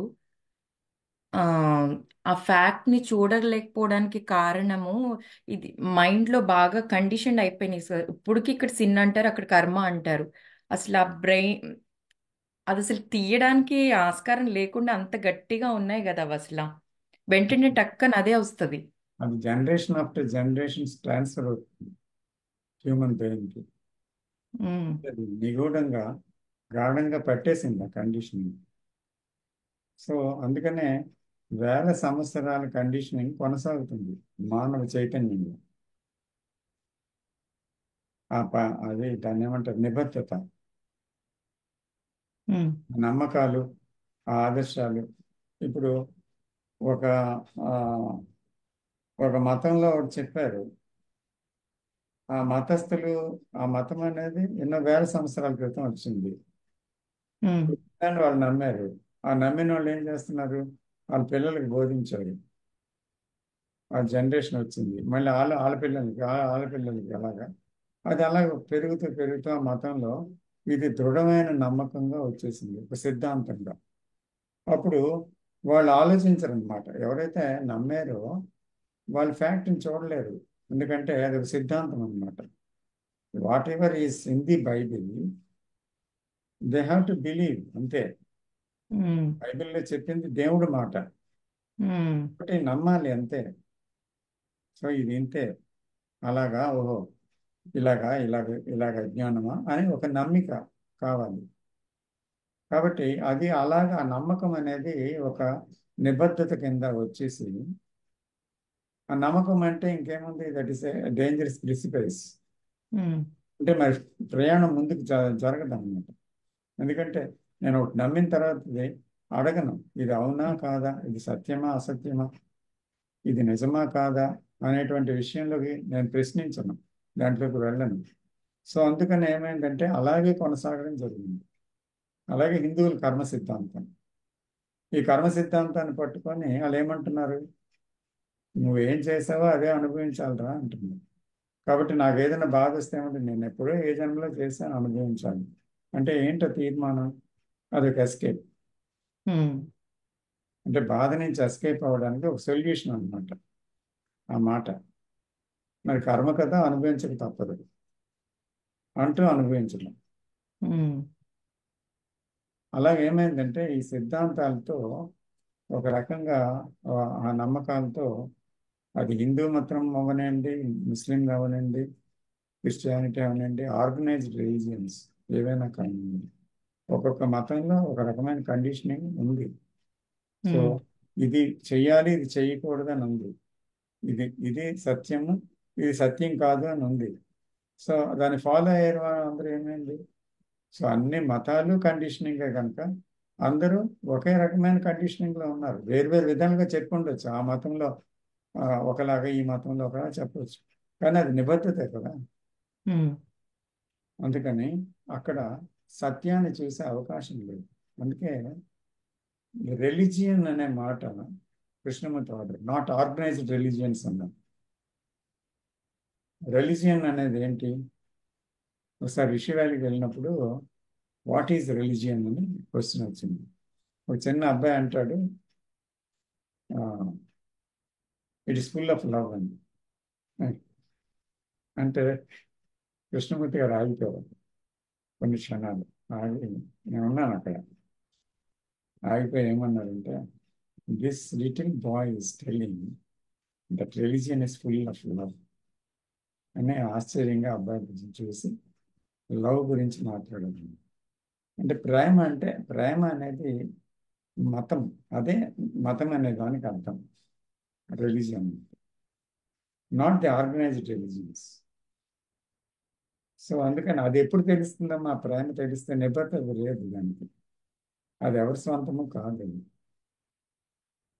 కాబట్టి ఆ ప్రేమ ఎప్పుడు తెలుస్తుంది, ప్రేమ లేనితనం అనేది ఉన్నంత వరకు తెలియదు.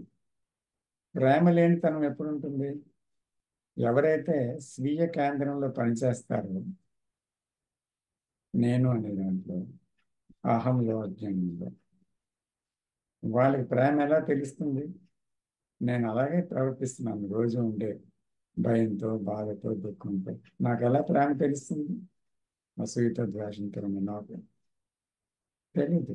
నేను ఏ మతానికి చెందిన వాడినైనా కావచ్చు, నాకు ప్రేమ తెలియదు. నేను పెట్టుకున్న సిద్ధాంతాలు మతం కాదు, నేను పెట్టుకున్న ఆదర్శాలు మతం కాదు. ప్రేమ, రిలీజియన్ అంటే ప్రేమ, మతం అంటే నిజమైన ప్రేమ. సో అప్పుడు ఏంటో వాళ్ళు అక్కడ నాకు నేనేంటో అర్థం అవ్వాలి. అర్థమైతే ఏమవుతుంది, అప్పుడు ఆదర్శాల మీద, నమ్మకాల మీద, లేకపోతే ఒక తీర్మానాల మీద, లేకపోతే ఒక రకమైన కొన్ని సూత్రాల మీద ఆధారపడక్కర్లేదు నేను. కాబట్టి నేను సత్యాన్ని డైరెక్ట్గా చూడగలను, అంటే ఏది అసత్యమో చూడడం వల్ల. సో అది చూడటం వల్ల నాకేం తెలిసింది, ప్రేమోదయం కలిగింది. ఆ సత్యమే ప్రేమ, అదే రిలీజియన్, అదే సుగుణం.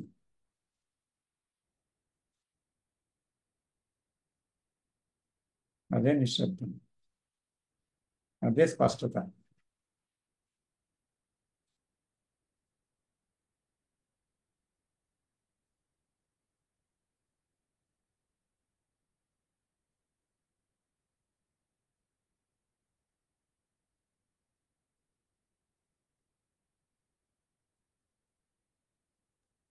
ఇక్కడ బ్రెయిన్ ఆ ఎనర్జీని హ్యాండిల్ చేయలేదు అని అన్నారు సార్.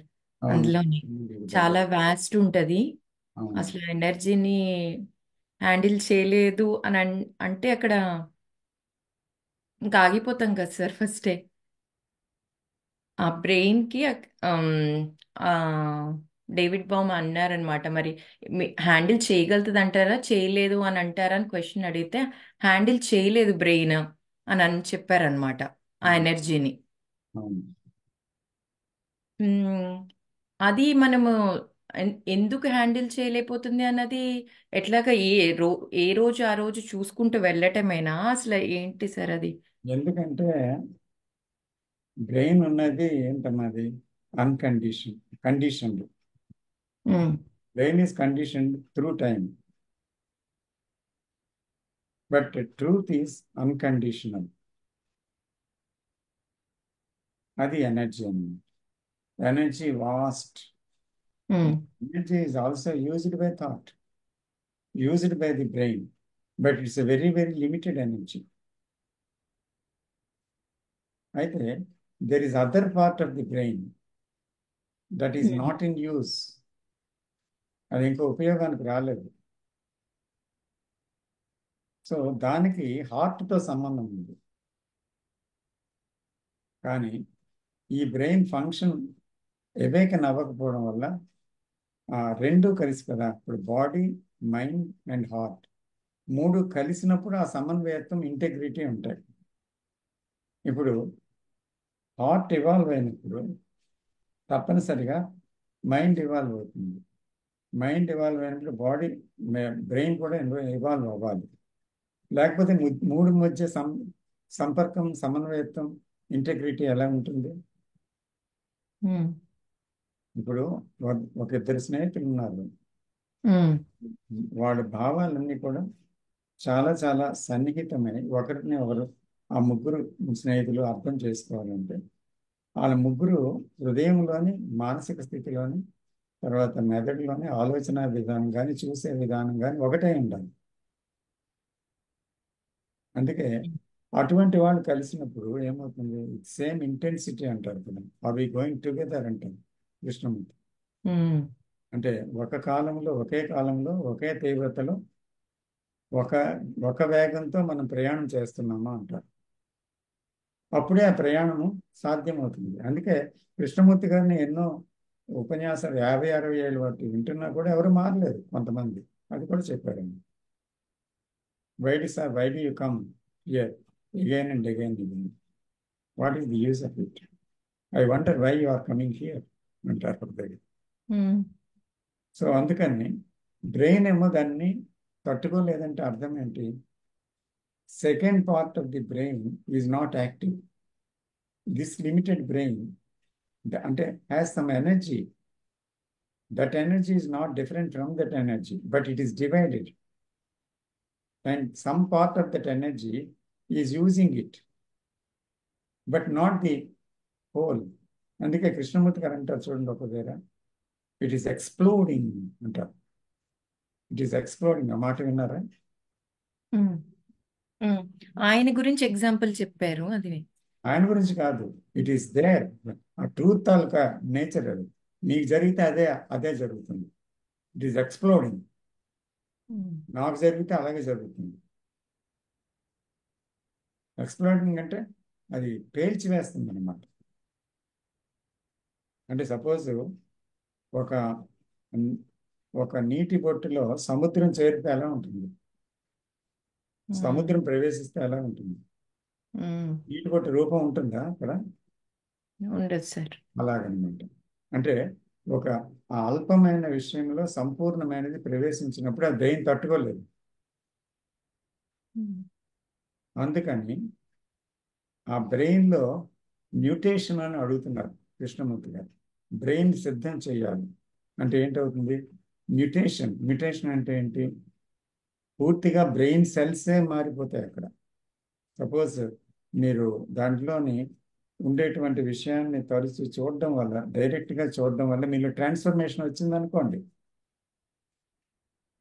పూర్తిగా మీరు చూడగలిగారు, మారిపోయింది, అండర్స్టాండింగ్ వచ్చింది. అప్పుడేమవుతుంది? నాట్ చేంజ్ బట్ ట్రాన్స్ఫర్మేషన్ వస్తుంది. ఆ ట్రాన్స్ఫర్మేషన్ వచ్చినప్పుడు బ్రెయిన్ సెల్స్లో కూడా మ్యూటేషన్ వస్తుంది. The thinking patterns also changes అన్నమాట. పూర్వంలాగా మీరు ఆలోచించలేరు. ఎప్పుడైతే ప్యాటర్న్స్ అన్ని మారిపోయాయో, థింకింగ్ మారిపోయిందో, it becomes the whole. The whole then is capable of entering in to that whole. But it అందులో నేరో దాంట్లో ప్రవేశిస్తే ఏమవుతుంది? వీలు కాదు, ఎక్స్ప్లోడ్ అయిపోతుంది, తేలిపోతుంది. ఎందుకంటే అది అనంత శక్తి, అది సంపూర్ణ శక్తి. అందుకే కృష్ణమూర్తి గారిలో కూడా ప్రాసెస్ అనేది జరిగింది. మొదటి మీరు అదేంటి కృష్ణమూర్తి డైరీలో చూస్తే తెలుస్తుంది. అలాగే కొంతమందిలో కొన్ని తీవ్రమైన తలనొప్పులు, బాధలు వచ్చాయి. అంటే ఆ బ్రెయిన్ తాలూకా పరిస్థితి కొన్నాళ్ళు ఏదో సఫరింగ్ లాగా అనిపిస్తుంది అంతే. ఆ తర్వాత ట్రాన్స్ఫర్మేషన్ జరిగిన తర్వాత చాలా హాయిగా ఉంటుంది అన్నమాట. అందుకనే బ్రెయిన్ తట్టుకోలేదు దాన్ని, ఆ ఎనర్జీని, బికాజ్ ఇట్ ఈస్ లిమిటెడ్. అంటే దాన్ని పొందాలి అని అంటే దానికి సిద్ధమైన మెదడు, మనసు కావాలి. లేకపోతే అది లోపల ప్రవేశించడం కష్టం అవుతుంది. అందుకని తట్టుకోలేదు అన్నమాట.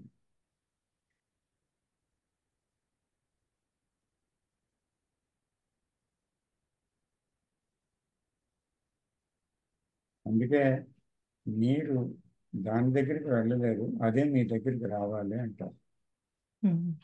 ఈ కండిషన్డ్ బ్రెయిన్ అక్కడికి వెళ్ళలేదు, కానీ అన్కండిషన్డ్ అయిన ఆ ప్రేమతత్వం అది మీలోకి రావాలి. అంటే దానికి తగిన, ఇందాక పీఠం అది చెప్పాను కదా ఉదాహరణకి, అందులో అంతా ఉంది నేను చెప్పిందని. అది రెడీ అవ్వాలి, రాకుండా ఎలా వస్తుంది?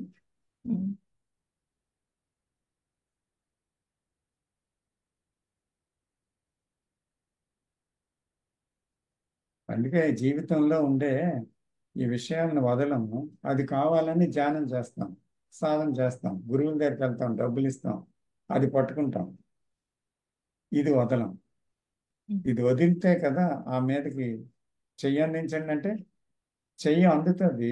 లాగడానికి సిద్ధపడిన ఆ చెయ్యి ఈ చెయ్యి వదలనంటే ఎలా లాగుతుంది? వదలాలి కదా. అది మన జీవితం.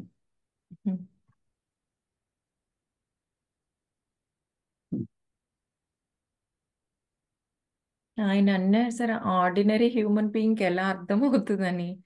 ఆ, ఇప్పుడు కొంతమందికి ఇది కాదు అని కూడా చెప్పారు అండి. కొంతమందికి అర్థం కాలేదు. కొంతమందికి ఇది అవసరం లేదు, దీని జోలికి పోరు, అది వాళ్ళ కోసం కాదు అని కూడా చెప్పారు. కొంతమంది ఎలా ఉంటారంటే వడ్డించిన విస్తరలాగా జీవితం వెళ్ళిపోతుంటారు. ఏదైనా మంచి విషయం చెప్తున్నా అనుకోండి, వాళ్ళు ఏమంటారంటే దాని వాట్ అయితే ఏంటి అని మీరు చెప్పే మాట 4 మాటలైనా వినరు, ఏదో ఖండిస్తారు, వెళ్ళిపోతారు. జరుగుతాయి కూడా సార్, జరుగుతున్నాయి కదా. జరుగుతుంది కదా, మనం చూస్తున్నాం. కాబట్టి దానికి రిసెప్టివిటీ కావాలి. ఆ రిసెప్టివిటీ ఉన్న మైండ్, దానికి సిద్ధపడే మనసు అక్కడ ఉండాలన్నమాట. కానీ ప్రతి వాళ్ళు సిద్ధంగా లేరు కదా.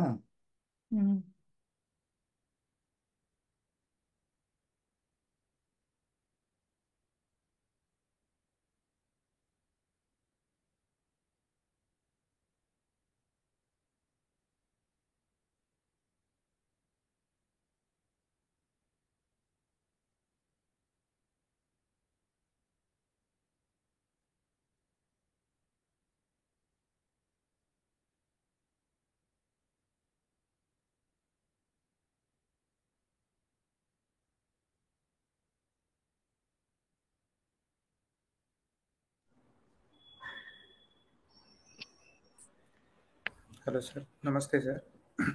నమస్తే సాయి తేజ్, చెప్పండి. ఒక్క ఈరోజు నిమిషం. టాపిక్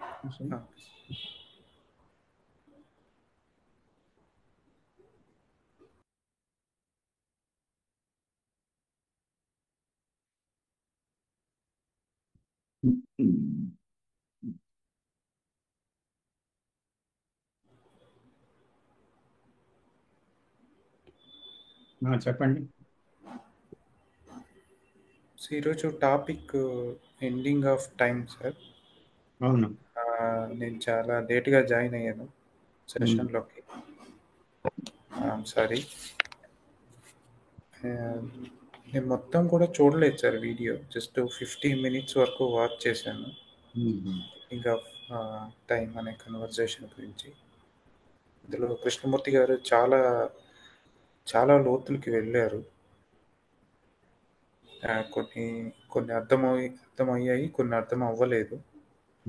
కానీ నా అవగాహనని పంచుకోవాలనుకుంటున్నాను సార్. ఈ కాలం అనేది మనిషికి ఎప్పుడూ ఒక ప్రశ్నలాగే మిగిలిపోయిందని నాకు అనిపిస్తుంది సార్.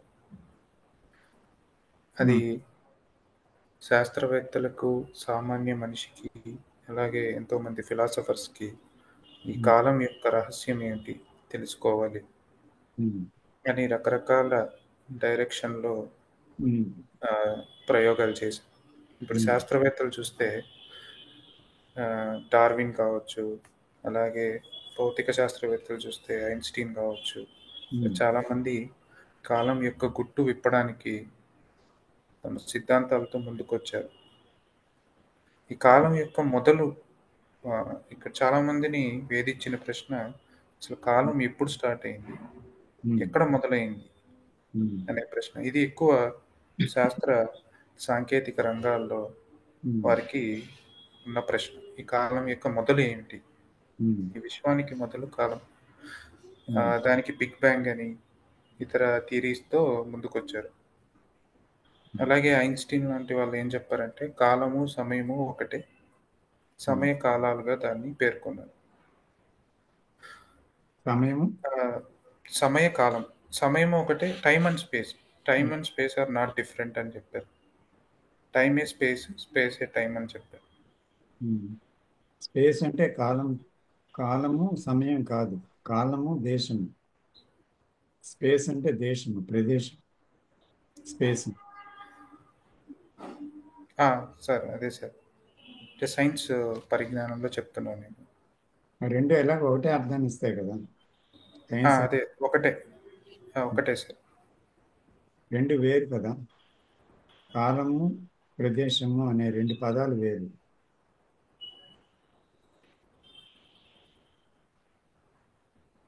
సార్ అంటే వాళ్ళు ఏం చెప్పారంటే సమయం అన్నా ఒకటే, కాలం అన్నా ఒకటే. సారీ, కాలం కాదు, సమయం అన్నా ఒకటే. స్పేస్ అంటారు కదా, అది దూరం, ఒక రెండు వస్తువుల మధ్య దూరము. ఒక స్థలం, ఖాళీ స్థలం అన్నా కూడా ఒకటే అనే ఇదిలో చెప్పారు సార్. స్పేస్ టైం అని ఒక మాట వాడారు అన్నమాట. అంటే సమయం ఉన్నప్పుడు కాలం ఉంది, అదే సమయం ఉన్నప్పుడు ఆ డిస్టెన్స్ అనేది కూడా ఏర్పరుస్తుంది అని. ఒక సమయమే డిస్టెన్స్, అంటే ఇక్కడి నుంచి అక్కడికి రీచ్ అవ్వాలి. సో ఆ సమయము అక్కడ డిస్టెన్స్ని క్రియేట్ చేసింది కదా సార్. ఈ ఊరి నుంచి ఆ ఊరికి రీచ్ అవ్వాలి. సో సమయం అనేది డిస్టెన్స్ని క్రియేట్ చేసింది. సో డిస్టెన్స్ అన్నా కూడా సమయమే అని శాస్త్రవేత్తలు చెప్పారు సార్. అలాగే ఈ విశ్వం కూడా నాకు అనిపించింది ఏంటంటే, విశ్వం మొత్తం కాలరూపంగానే ఉంది. ఈ కాలంలోనే పుట్టింది, కాలంలోనే పరిణామం చెందింది, కాలంలోనే అది ముగుస్తుంది. అంటే ఇప్పుడు మనం భూమి కానీ, సూర్యచంద్రులు, నక్షత్రాలు, ప్రకృతి, ఇవన్నీ తీసుకుంటే కాలానుగుణంగా ఎన్నో మార్పులకు లోనయ్యాయి. మార్పులకు లోనవుతూ నేర్చుకుంటూ పరిణామం చెందుతూ వచ్చింది. ముందు నక్షత్రాలు ఏర్పడ్డాయి, నక్షత్రాల నుంచి గ్రహాలు, గ్రహాల నుంచి పంచభూతాలు, పంచభూతాల నుంచి ప్రకృతి నుంచి జీవజాలం, జీవజాలం నుంచి ఆలోచించే మానవుడు ఏర్పడ్డాడు. ఈ మొత్తం ప్రాసెస్లోనే కాలం ఉంది. కాలంలోనే ఇది జరిగింది. కాలంలో నేర్చుకుంటూ నైపుణ్యాన్ని పెంచుకుంటూ ఒక జాతి అనేది డెవలప్మెంట్కి వచ్చింది, ఉనికిలోకి వచ్చింది. సో చివరిగా అది మానవుడి దగ్గరికి వచ్చి ఆగింది. మానవుడిలో కూడా ఇతర జంతుజాలంతో మానవుడిని వేరు చేసేది ఆలోచన. ఈ ఆలోచన బయట ఉన్నప్పుడు, బయట అంటే శాస్త్ర సాంకేతిక రంగాలలో కావచ్చు, కళల్లో కావచ్చు, వీటిల్లో ఇతర రంగాల్లో ఉన్నప్పుడు ఎన్నో అద్భుతాన్ని క్రియేట్ చేసింది. ఇది కాలంలో పుట్టింది కాబట్టి ఈ ఆలోచన ఇది కాలంలోనే పనిచేస్తుంది. కాలం దేన్నైనా నిర్మించాలని మీరు ఆల్రెడీ చెప్పారు, ఇది నేను మళ్ళీ రీఐటరేట్ చేస్తున్నాను. ఏదైనా బ్రిడ్జ్ కట్టాలి, దానికి కాలం సమయం పడుతుంది. ఏదైనా ఒక ఇల్లు కట్టాలి, లేదా ఏదైనా ఒక మ్యాథమెటికల్ ప్రాబ్లం సాల్వ్ చేయాలి, ఒక పెయింటింగ్ వేయాలి, వీటన్నిటికీ కాలమే ప్రమాణం. కాలంలోనే అవి పుట్టి కంప్లీట్ అవుతాయి. సో ఈ పరిణామ క్రమం ఏదైతే ఉందో ఇదే సైకలాజికల్ ఫీల్డ్లోకి రావడం వల్ల ఈ సైకలాజికల్ ఫీల్డ్లో కూడా ఈ కాలం, భూత భవిష్యత్ వర్తమాన కాలాలు ఏర్పడ్డాయి. అక్కడి నుంచి కాన్ఫ్లిక్ట్ అనేది ఏర్పడింది. ఆ కాన్ఫ్లిక్ట్, ఆ యొక్క బికమింగ్ ప్రాసెస్ అనేది ఏర్పడింది. ఏదైతే బయట అవుట్వర్డ్స్లో ఉన్న బికమింగ్. సో ఈరోజు ఒక డ్యామ్ కట్టారు, కొన్ని 100 సంవత్సరాల ముందర ఒక డ్యామ్ కట్టారు. అప్పుడు టెక్నాలజీతో పోల్చుకుంటే ఇప్పుడు టెక్నాలజీ ఎంతో అభివృద్ధి చెందింది, ఎంతో నేర్చుకున్నారు. కాలానుగుణంగా ఎన్నో సవాళ్ళు ఎదురయ్యాయి. ఆ సవాళ్ళ నుంచి నేర్చుకొని ఇంకా అద్భుతమైన ఒక కన్స్ట్రక్షన్ చేశారు. ఈ సేమ్ ప్రాసెస్ అనేది నాకు తెలిసి బ్రెయిన్ కూడా సైకలాజికల్ ఫీల్డ్లో ఇట్లా ఎందుకు సంభవించదు, ఈ రోజు ఇలా ఉన్నా నేను రేపు ఎందుకు అలా అవ్వలేను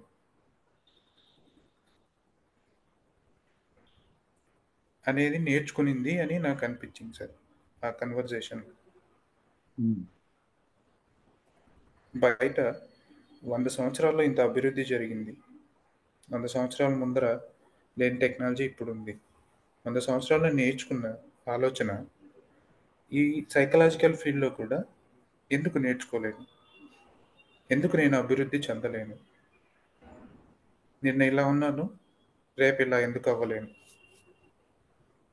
అనేటువంటి మానసిక కాలాన్ని సృష్టించింది.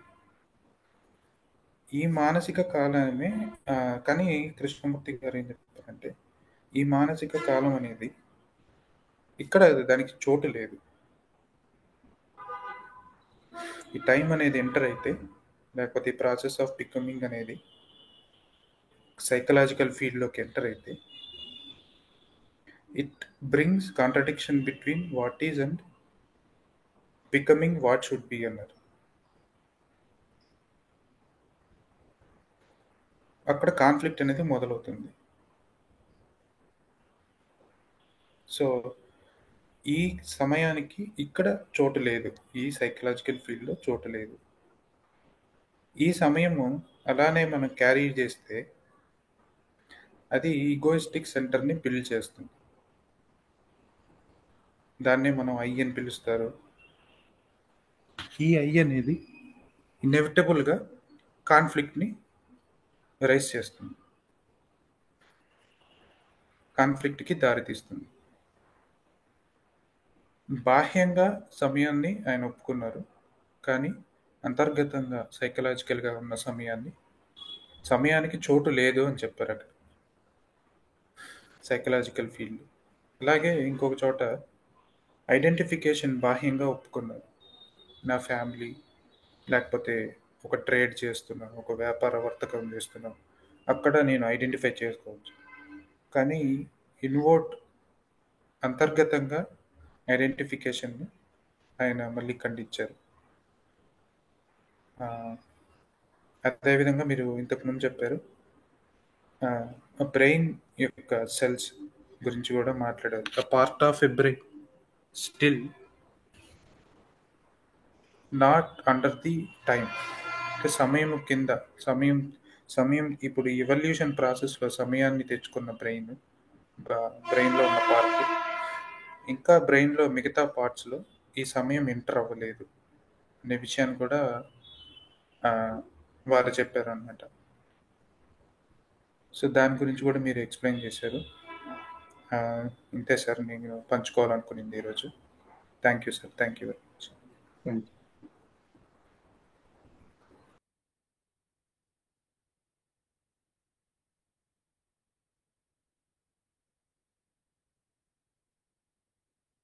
ఇక్కడ దేశ కాలాలు అనేది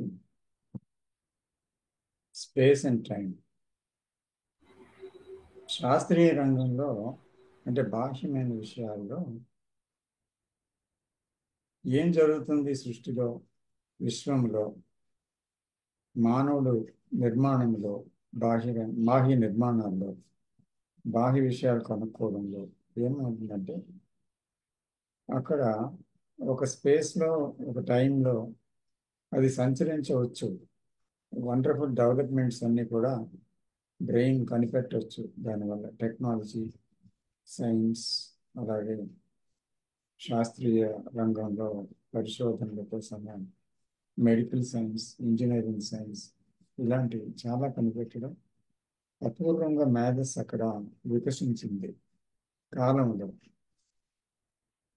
అది రివోకబుల్ ఫ్యాక్ట్. అది అందరికీ తెలిసిన విషయం, ఒక వాస్తవ విషయం ఇది. కానీ ఇది తెలిసిన మనస్సు అది దానికే అలవాటు పడింది కనుక ఈ కాలానికి అంతరంగంలో కూడా కాలము ద్వారానే అది పని చేయాలి అనుకుందనమాట. అక్కడ జరిగింది పొరపాటు. అదేమైందంటే అంతరంగంలో ఒక ఆదర్శము, ఒక ప్రయత్నము, ఒక గోల్ పెట్టుకోండి. నేను ఇప్పుడు ఇలా ఉన్నాను, నేను రేపు అలా అవ్వాలి అనేది భవిష్యత్తు, ఉన్నాను అనేది ప్రస్తుతం. ప్రస్తుతంలో నుంచి గతానికి లేదా భవిష్యత్తుకి, లేదా గతం నుంచి భవిష్యత్తుకి ప్రస్తుతంలోంచి ప్రయాణం చేస్తుంది. ఈ ప్రయాణం యాంబిషన్, అంటే I want to become that అనేది. దీంట్లో కాన్ఫ్లిక్ట్ అనేది ఉత్పన్నమవుతుంది అనే విషయం మీరు చెప్పారు. ఉత్పన్నమవుతుంది. కాబట్టి మనిషి దీన్ని చూడగలడా? తను బాహ్యంగా ఉన్నదాన్ని మానసిక రంగంలో ప్రవేశపెట్టడం వల్ల ఎంత గందరగోళం, ఎంత సంఘర్షణ, ఎంత భయం, ఎంత దుఃఖం, ఎంత నిరాశ, ఎంత నిస్పృహ జీవితంలో వస్తున్నాయి అనేటువంటి విషయాన్ని మనిషి ఎందుకు చూడటం లేదు అనేది అతని ప్రతిపాదన. అతను అసలు యాక్చువల్గా ఇంట్లో అదే బోధిస్తూ ఉన్నారు ఈ విషయాన్ని. ఇక్కడ సృష్టి, స్థితి, లయ అనే 3 విషయాలు ఉన్నాయి. దాన్ని మరొక భాషలో మీరు చెప్తున్నారని నేను భావిస్తాను. ఏమన్నారంటే కొన్నాళ్ళు ఒకటి పుడుతుంది, కొన్నాళ్ళు కొనసాగుతుంది, తర్వాత అది కనబడకుండా పోతుంది. ఏది చూసినా, జీవరాశిని చూసినా, గ్రహమండలాన్ని చూసినా, మానవుని చూసినా, జంతుజాలాన్ని చూసినా కనబడే ప్రతి వస్తువు నశించిపోయేది. మంచిది, దానికి పుట్టుగా ఉంది, కొనసాగడం ఉంది, అంతమవడం ఉంది. 3 స్థితులు ఉన్నాయి. ఏకం సృష్టి అంతటికీ ఉంది. అయితే ఇది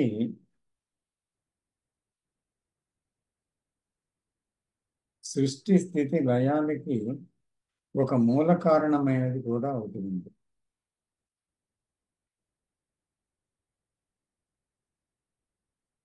కానీ మైండ్కి ఆ మూలం తెలియదు. సృష్టి, స్థితి, లయాల్లో ఉన్న సమస్త విశ్వానికి జీవరాశితో సహా ఎవరికి ఆ కారణం తెలియదు. ఎవరు అంటే ఆ, ఆ ప్రధానమైన దాని నుంచి పుట్టింది కనుక అదేంటి అది, ఆ మహాసత్యం ఏంటి? ఏదో ఒకటి ఉండాలి కదా. ఇప్పుడు ఒకటి ఉన్నది అంటే దానికి మూలం ఇంకోటి ఉంది. ప్రతిదానికి ఒక మూలం ఉంది. అయితే ఈ సృష్టి స్థితి లయాలకి మూలం ఏంటి? అసలు సృష్టి స్థితి లయాలు అనేవి ఉన్నాయా, లేకపోతే లిప్త కాలంలో వెళ్ళిపోతున్నాయా అవి, లేకపోతే ఎంతో కాలం పడుతున్నాయా? ఏంటి కాలం అనేది ఏంటి అసలు? యాక్చువల్గా మనకి శాస్త్రంలో ఒక మాట చెప్తారు ఏంటంటే, మానవుడి జీవితం 100 సంవత్సరాలు, అయితే దేవతల జీవితం ఎన్నో వేల లక్షల సంవత్సరాలు, అలాగే బ్రహ్మ జీవితం కోట్ల సంవత్సరాలు. ఆ బ్రహ్మ మారిపోతాడు. ఇలాగా ఒక కథ ఉంది. అది కథ వాళ్ళు వేదాలు చెప్పిందని వాట చెప్పేసి. సో అది అందుకని ఏంటవుతుంది ఇక్కడ, అక్కడ వాళ్ళకి అది లిప్త కాలం, బ్రహ్మకి జీవితం అంతా ఒక లిప్త కాలం. మనిషికి ఏంటి, ఈ 100 years బతికినా అది ఒక లిప్త కాలంలో వెళ్ళిపోద్ది. ఎలా వెళ్ళిపోయిందో 100 ఏళ్ళు తెలియదు, వెళ్ళిపోయింది అంతే.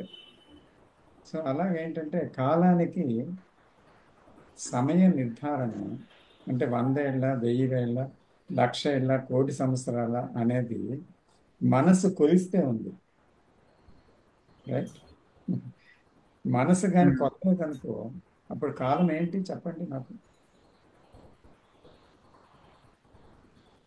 మనసుకి కొలలేదనుకో కాలాన్ని, అప్పుడు కాలం అనేది ఏంటి? మనసు ఉన్న దగ్గర కాలం ఉంది. అందుకే దేశకాలాలు అనే పదాన్ని వాడతారు కృష్ణునికి. Time and space, it is entirely different what the scientist talk about. ఇంకా లోపలికన్నా time and space. So space అంటే ఏంటి? జాగా. జాగా అంటే ఏంటి? పరిధి. మీ ఇంట్లో ఒక స్పేస్ ఉంది 200-300 గజాలు, అది స్పేస్. మా ఇల్లు 70 గజాలు, అది ఒక స్పేస్. అలాగే భూమి కొలతలు ఉన్నాయి, అదొక స్పేస్. అలాగే స్పేస్లో ఎన్నో గ్రహాలు ఉన్నాయి. అయితే అనంతమైనది ఆకాశం, దాని కొలత ఉందా? పరిధి ఉందా? సో ఎక్కడైతే పరిధి లేని విస్తృతమైన ఒక విశాలమైన అపరిమితమైన పరిమితి లేనిది కొలత లేనిది విస్తారమైనది ఆయన సర్వము వ్యాపించి ఉన్నది అయినటువంటి ఒక స్థితి ఉంటుంది. దాంట్లో కాలం ఎక్కడుంది? ఈ కాలాలన్నీ కూడా సంకుచితమైన ప్రదేశంలో ఉన్నాయి. Are you following what I'm saying? అర్థమవుతుంది. నేను అనే పరిధిలో కాలం ఉంది, విశ్వానికి ఒక కాలం ఉంది, లోకాలకు ఒక కాలం ఉంది, లోకేశులకు ఒక కాలం ఉంది, సృష్టికి ఒక కాలం ఉంది, స్థితికి ఒక కాలం ఉంది, లయానికి ఒక కాలం ఉంది. అయితే అన్ని కాలంలో నడిచినట్టు కనిపిస్తాయి, కానీ కాలాతీతమైన ఒక విషయంలో కాలం ఎక్కడుంది? ఆ కాలాతీతమైన విషయమే కాలానికి కారణభూతమైనది. అందుకే దానిలో లిప్త కాలం ఇది. సృష్టి స్థితి లయాలు ఒక క్షణం అంతే, లేదు అసలు కాలమే లేదు, లిప్త కాలం కూడా కాదు. అర్థమైందా? అందుకని టైమ్లెస్ స్టేట్. ఏంటి? మైండ్ అనేది తన ఆలోచన పరిధి నుంచి పూర్తిగా తొలగిపోయింది అనుకోండి, అప్పుడున్న పూర్ణ నిశ్శబ్దం మనసు ఊహించింది కాదు, మనసుకి తెలిసిన పరిధిలో, అది పూర్తిగా కొత్తది, మనసు దాటి వెళ్ళినటువంటి విషయం, అది మనస్సు పరిధిలో లేదు అది. సో ఆ స్థితి ఎప్పుడైతే ఉందో అప్పుడు ఏమవుతుంది? సృష్టి స్థితి లయాలే లేవు అసలు. ఎందుకంటే when there is vast space there is no time sense. అంటే ఆ వాస్ట్ స్పేస్లో ఏముంది, పరిధిలో లేదు, మనకి అపరిమితమైనది. అందుకనే కాలం లేదు అక్కడ. It is beyond time and space. సరే, మనస్సు అనేది ఏమైంది, అన్ని సృష్టి అంతా ఏముంది, టైమ్ అండ్ స్పేస్లో చిక్కుకుంది. So it is beyond creation, సృష్టికి బియాండ్ అది, స్థితికి బియాండ్ అది, ఓకే. లయానికి కూడా బియాండ్ అది. సృష్టి స్థితి లయాలు, సృష్టి ఉన్నప్పుడే స్థితి ఉంది, లయం ఉంది. సృష్టి లేనప్పుడు స్థితి ఎక్కడుంది, లయం ఎక్కడుంది? అంచేత ఆ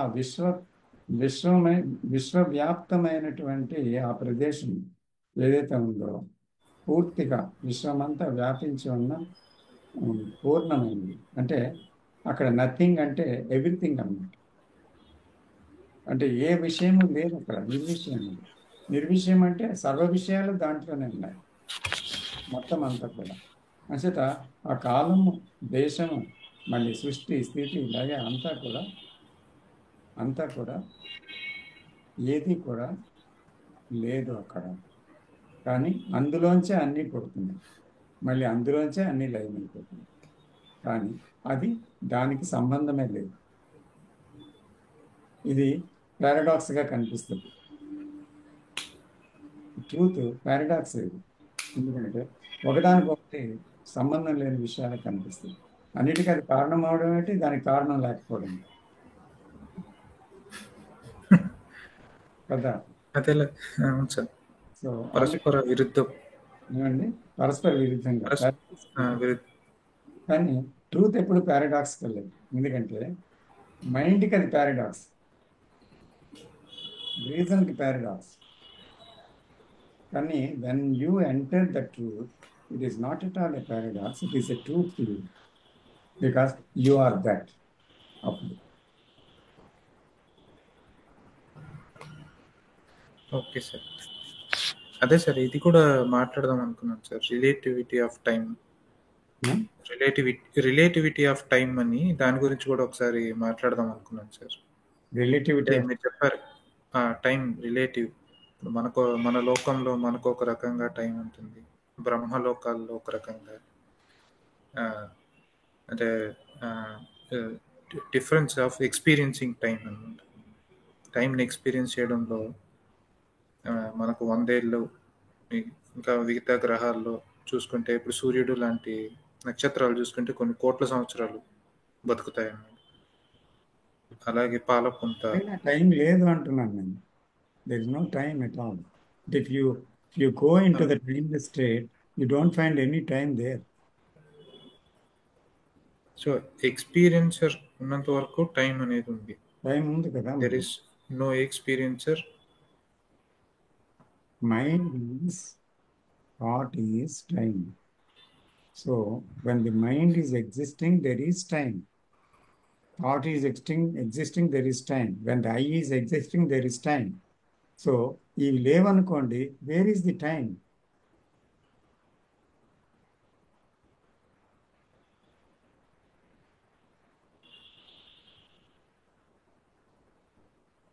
Nothing.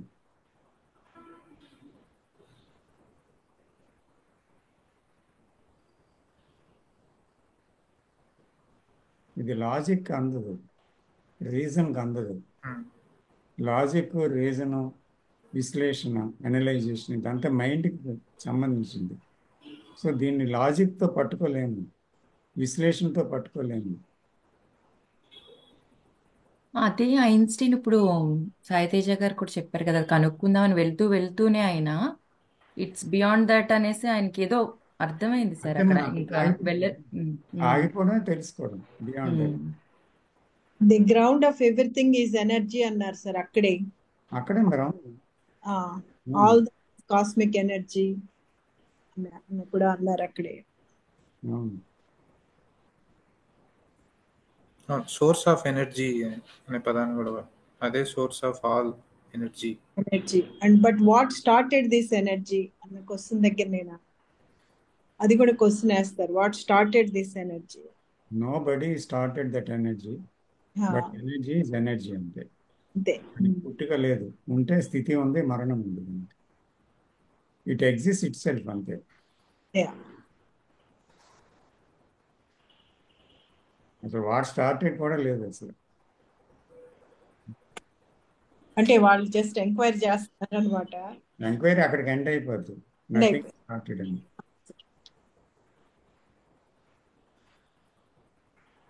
ఇంకోటి కూడా చెప్పారు, thought is of time, thought it self creates time అని. అవును, time only creates time. Yeah. And also any action that is not immediate has already brought in time. అవును, Without time, the action is immediate. With time, it is lot of thinking, self is there. అది నాకు అంటే thinking లో వచ్చిన action లో time ఉంది.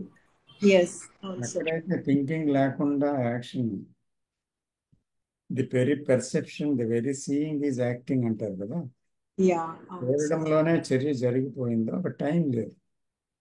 అవును sir, అదే అన్నారు ఆయన, ఏ ప్రాబ్లం వచ్చినా, if any problem that arises it will be immediately solved అని. It's not sporadic, intermittent and all that అన్నారు ఇక్కడ. ప్రాబ్లమే థాట్, ప్రాబ్లమే థింకింగ్, ప్రాబ్లమే మైండ్, ప్రాబ్లమే ఐ. ఈ అన్నిటికంటే బియాండ్ ఏదైనా ప్రాబ్లం ఉందా? లేదు సార్, లేదు. ప్రాబ్లమ్స్ కాదు, the only problem is this.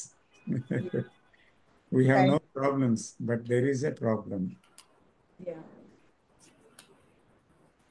A problem? Sorry sir, ఒక డౌట్ సార్. సార్ ఇప్పుడు మైండ్ అనేది టైం వల్ల మైండ్ పుట్టింది, థాట్ పుట్టింది. సో మీలాంటి వాళ్ళు ఎవరైనా పాయింట్అవుట్ చేయడం వల్ల మాకు తెలిసిందనమాట. లేకపోతే మేము కూడా టిపికల్గా టైంలోనే కొనసాగుతూ ఉంటాం మామూలు ఎవరైనా కూడా. సో బయట ఉన్న ప్రయత్నమే లోపలికి కూడా తీసుకుంటాం.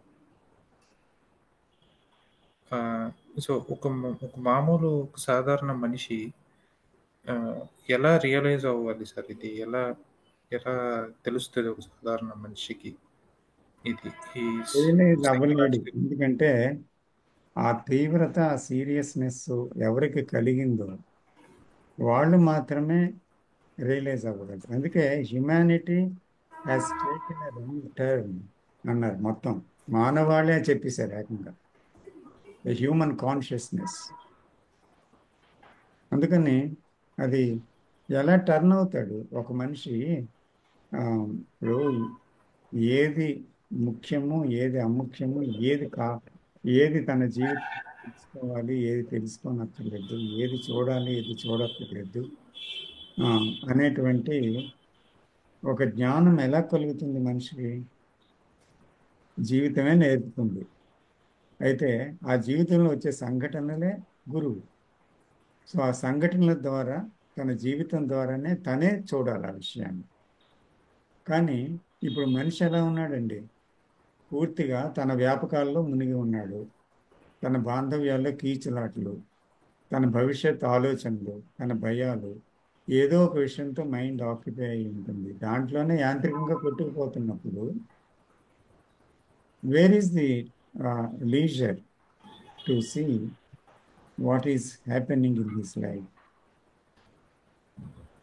Is there any space to see? అక్కడ అది జరిగింది. అక్కడ శ్రద్ధ కావాలి మనిషికి, ఆ శ్రద్ధ పుట్టాలి కదా. మీరు శ్రద్ధ పుడితేనే ఏదైనా చేయగలరు. అంటే దాన్నే ప్యాషన్ అంటారు. దెర్ ఈస్ ఎ ప్యాషన్, అంత తీవ్రమైన ప్యాషన్ ఉండాలి. అప్పుడు మాత్రమే అది చూడటం సాధ్యమవుతుంది.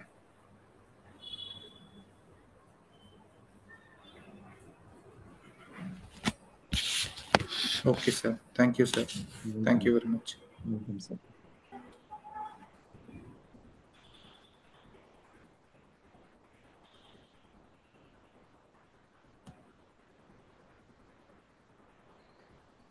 వంశ గారు ఇంకా మాట్లాడతారా? విజయ్ గారు? సార్ ఏం లేవు ఇంకా క్వశ్చన్స్.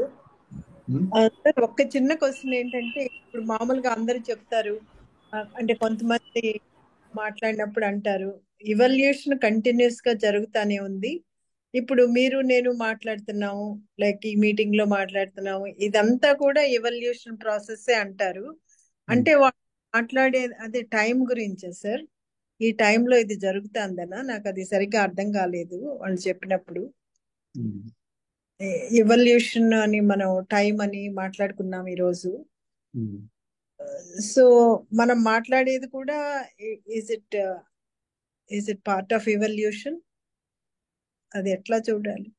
ఇవల్యూషన్ అనేది అక్కడ మళ్ళీ ఇక్కడి నుంచి అక్కడికనే దూరం ఉంది కదా ఇవల్యూషన్ అంటే. అవును సార్. కృష్ణజీ కూడా అంటారు, from bullock cart to jet plane there is an evolution, you can't deny that. Yes, అది ఉంది. ఇంకా సాయి తేజ గారు కూడా అదే విషయం చెప్పారు కూడా. అది ఉంది ప్రపంచంలో. అయితే రాను రాను మనిషి ఒక ఎన్నో వేల సంవత్సరాల నుంచి వస్తున్నాడు కదా చైతన్యము. అందులోని జీవజాలం నుంచి, జంతువుల నుంచి ఎన్నో గుణాలు కూడా వచ్చాయి మనిషికి ఎవల్యూషన్లో. సో కాబట్టి అది కూడా ఆయన చెప్పారు, నీలో జంతు గుణాలు ఉన్నాయి కదా కదా. అందుకని ఇవన్నీ ఉన్నాయి. అయితే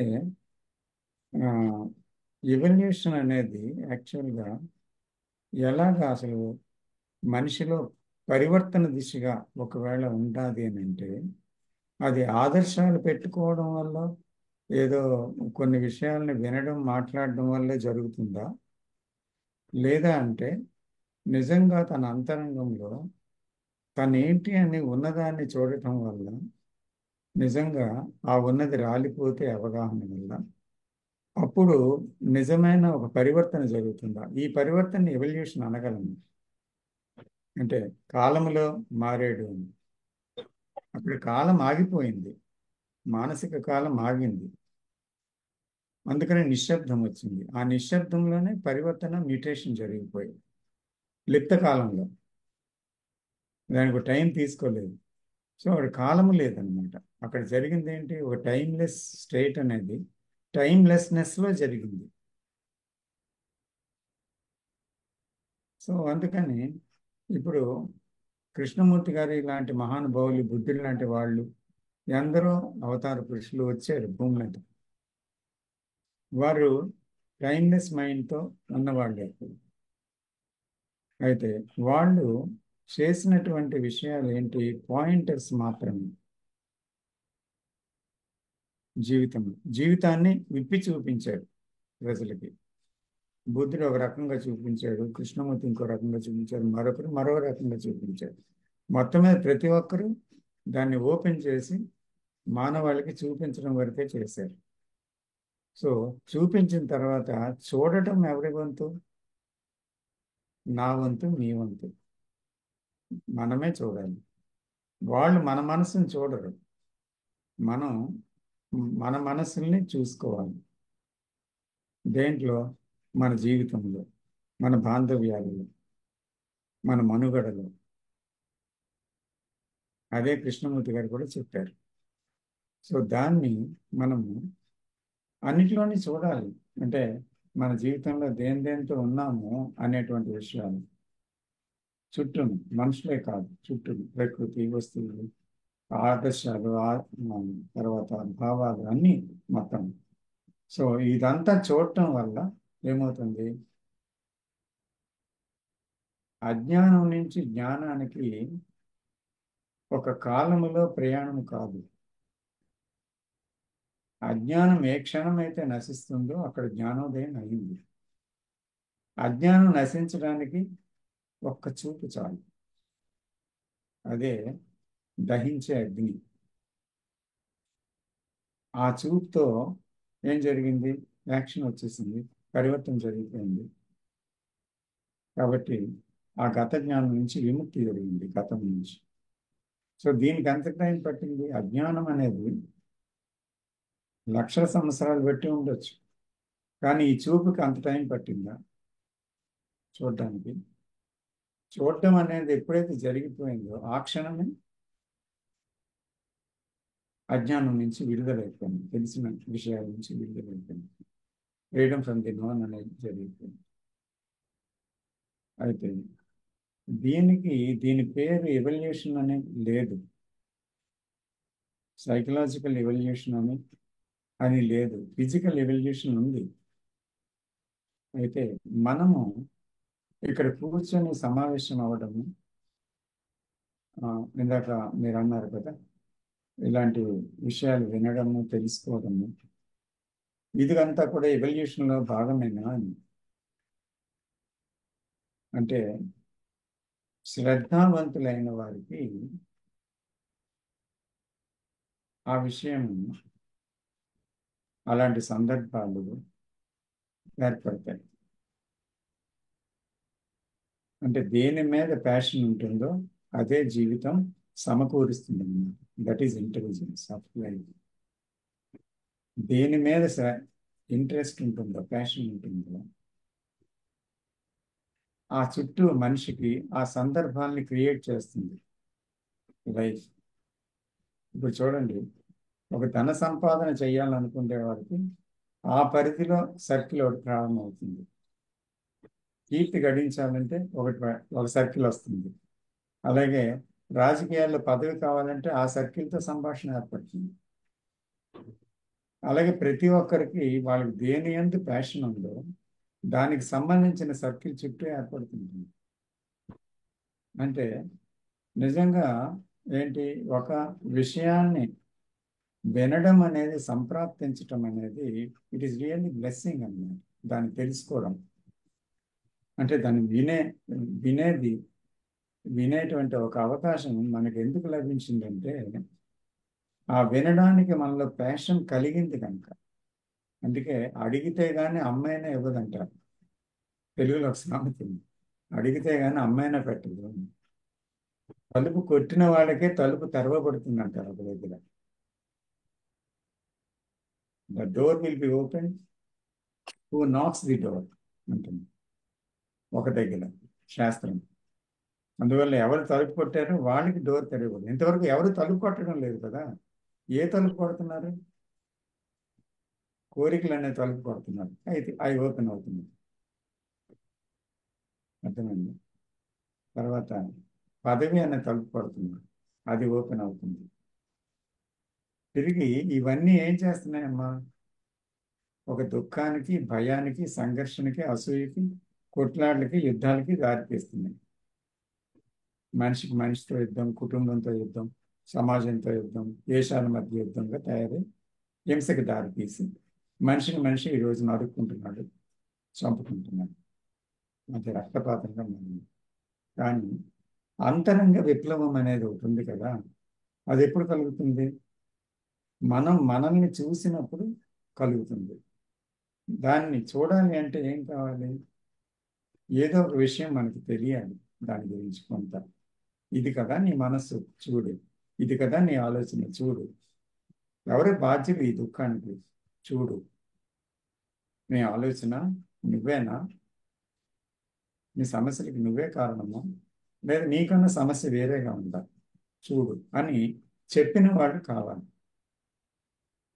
ఆ చెప్పిన వాళ్ళ దగ్గరికి వినటం అనేది ఎవరు వెళ్తున్నారు? ఈ జీవితాన్ని చూసి ఇది ప్రమాదకరాన్ని భావించి ఇది అసహ్యంగా భావించడమై వాళ్ళే వెళ్తున్నారు.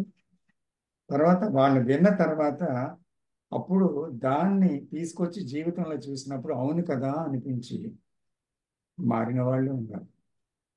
లేదా తెలుసుకొని కూడా దానికోసం చప్పరించి అది ఉంటే బాగుందని ఆదర్శంగా పెట్టుకొని పాత జీవితంలో పాతుకుపోయి మరింత కాన్ఫ్లిక్ట్లోకి వెళ్ళిపోయిన వాళ్ళు ఉన్నారు. అందువల్ల ఏమవుతుంది? ఇది ఒక సంభవం అంతే, ఇది ఒక ఎవల్యూషన్ కాదు. అంటే ఆ సంభవం శ్రద్ధావంతులకి జరిగే సంభవం. ఈ సంభవం అనేది గ్రాడ్యువల్గా ఒకరు మారటం అనేది కాదు.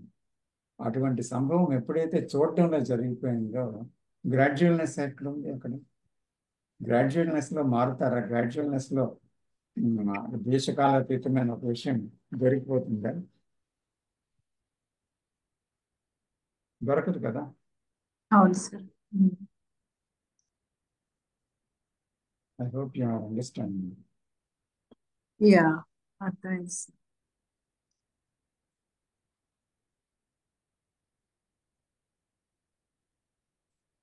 Yes sir. యా.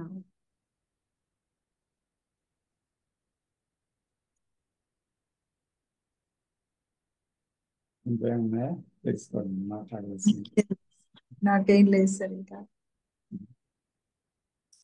ఇది చాలా టఫ్ గా ఉన్నట్టు అనిపిస్తుంది సార్, క్వశ్చన్లు అడగటానికి కూడా. అది విన్నప్పుడు అర్థమైనట్టే ఉంది డిస్కషన్, కానీ క్వశ్చన్స్ అడగటానికి అది ఎక్స్ప్రెస్ చేయటానికి చాలా టఫ్ గా అనిపిస్తుంది సార్ నాకు. ఒకసారి క్వశ్చన్ లోనే ఆన్సర్ దొరికినట్టు అనిపిస్తుంది, అప్పుడు ఇంకేం అడుగుతామని కూడా అనిపిస్తుంది.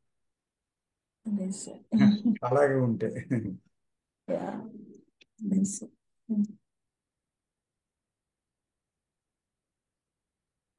First thank you for choosing the topic అమ్మా. యాక్చువల్గా అవును, మంచి టాపిక్. యాక్సెప్ట్ చేశారు, ఆయనకి చెప్పాలి మనం థ్యాంక్స్. అదేం లేదమ్మా, వీఆర్ ఫ్లోయింగ్ లైక్ రివర్ అంతే. We are one only. అందుకని అసలు పూర్తిగా ఎండ్ చేయలేదు. టాపిక్ వచ్చినా నా మైండ్ లో మాట్లాడినా మీరు క్వశ్చన్స్ వేసినా everything is the one flow అంతే. No separation. We feel so close to each other and we are going in the same river.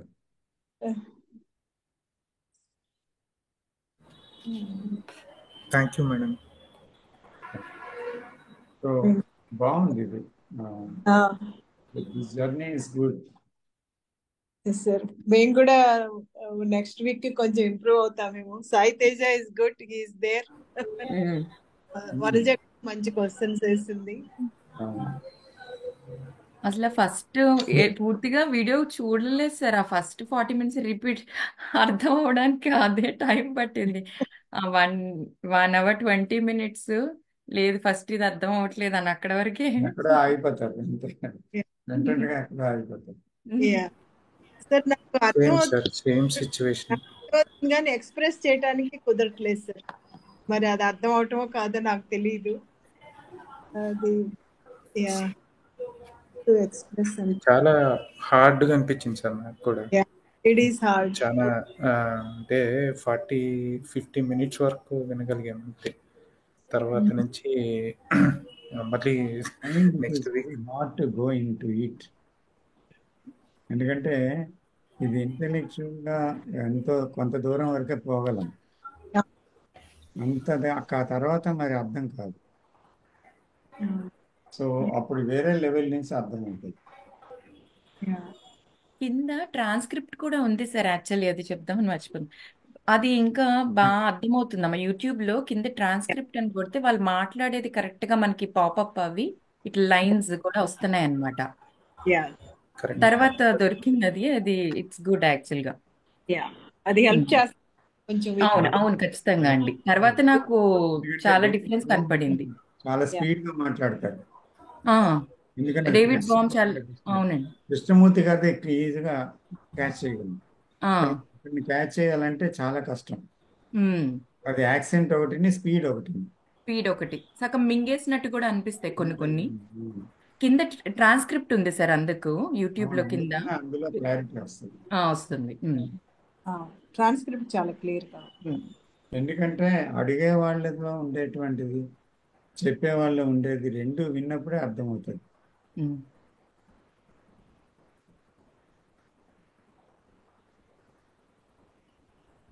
Thank you sir, time అయిపోయింది.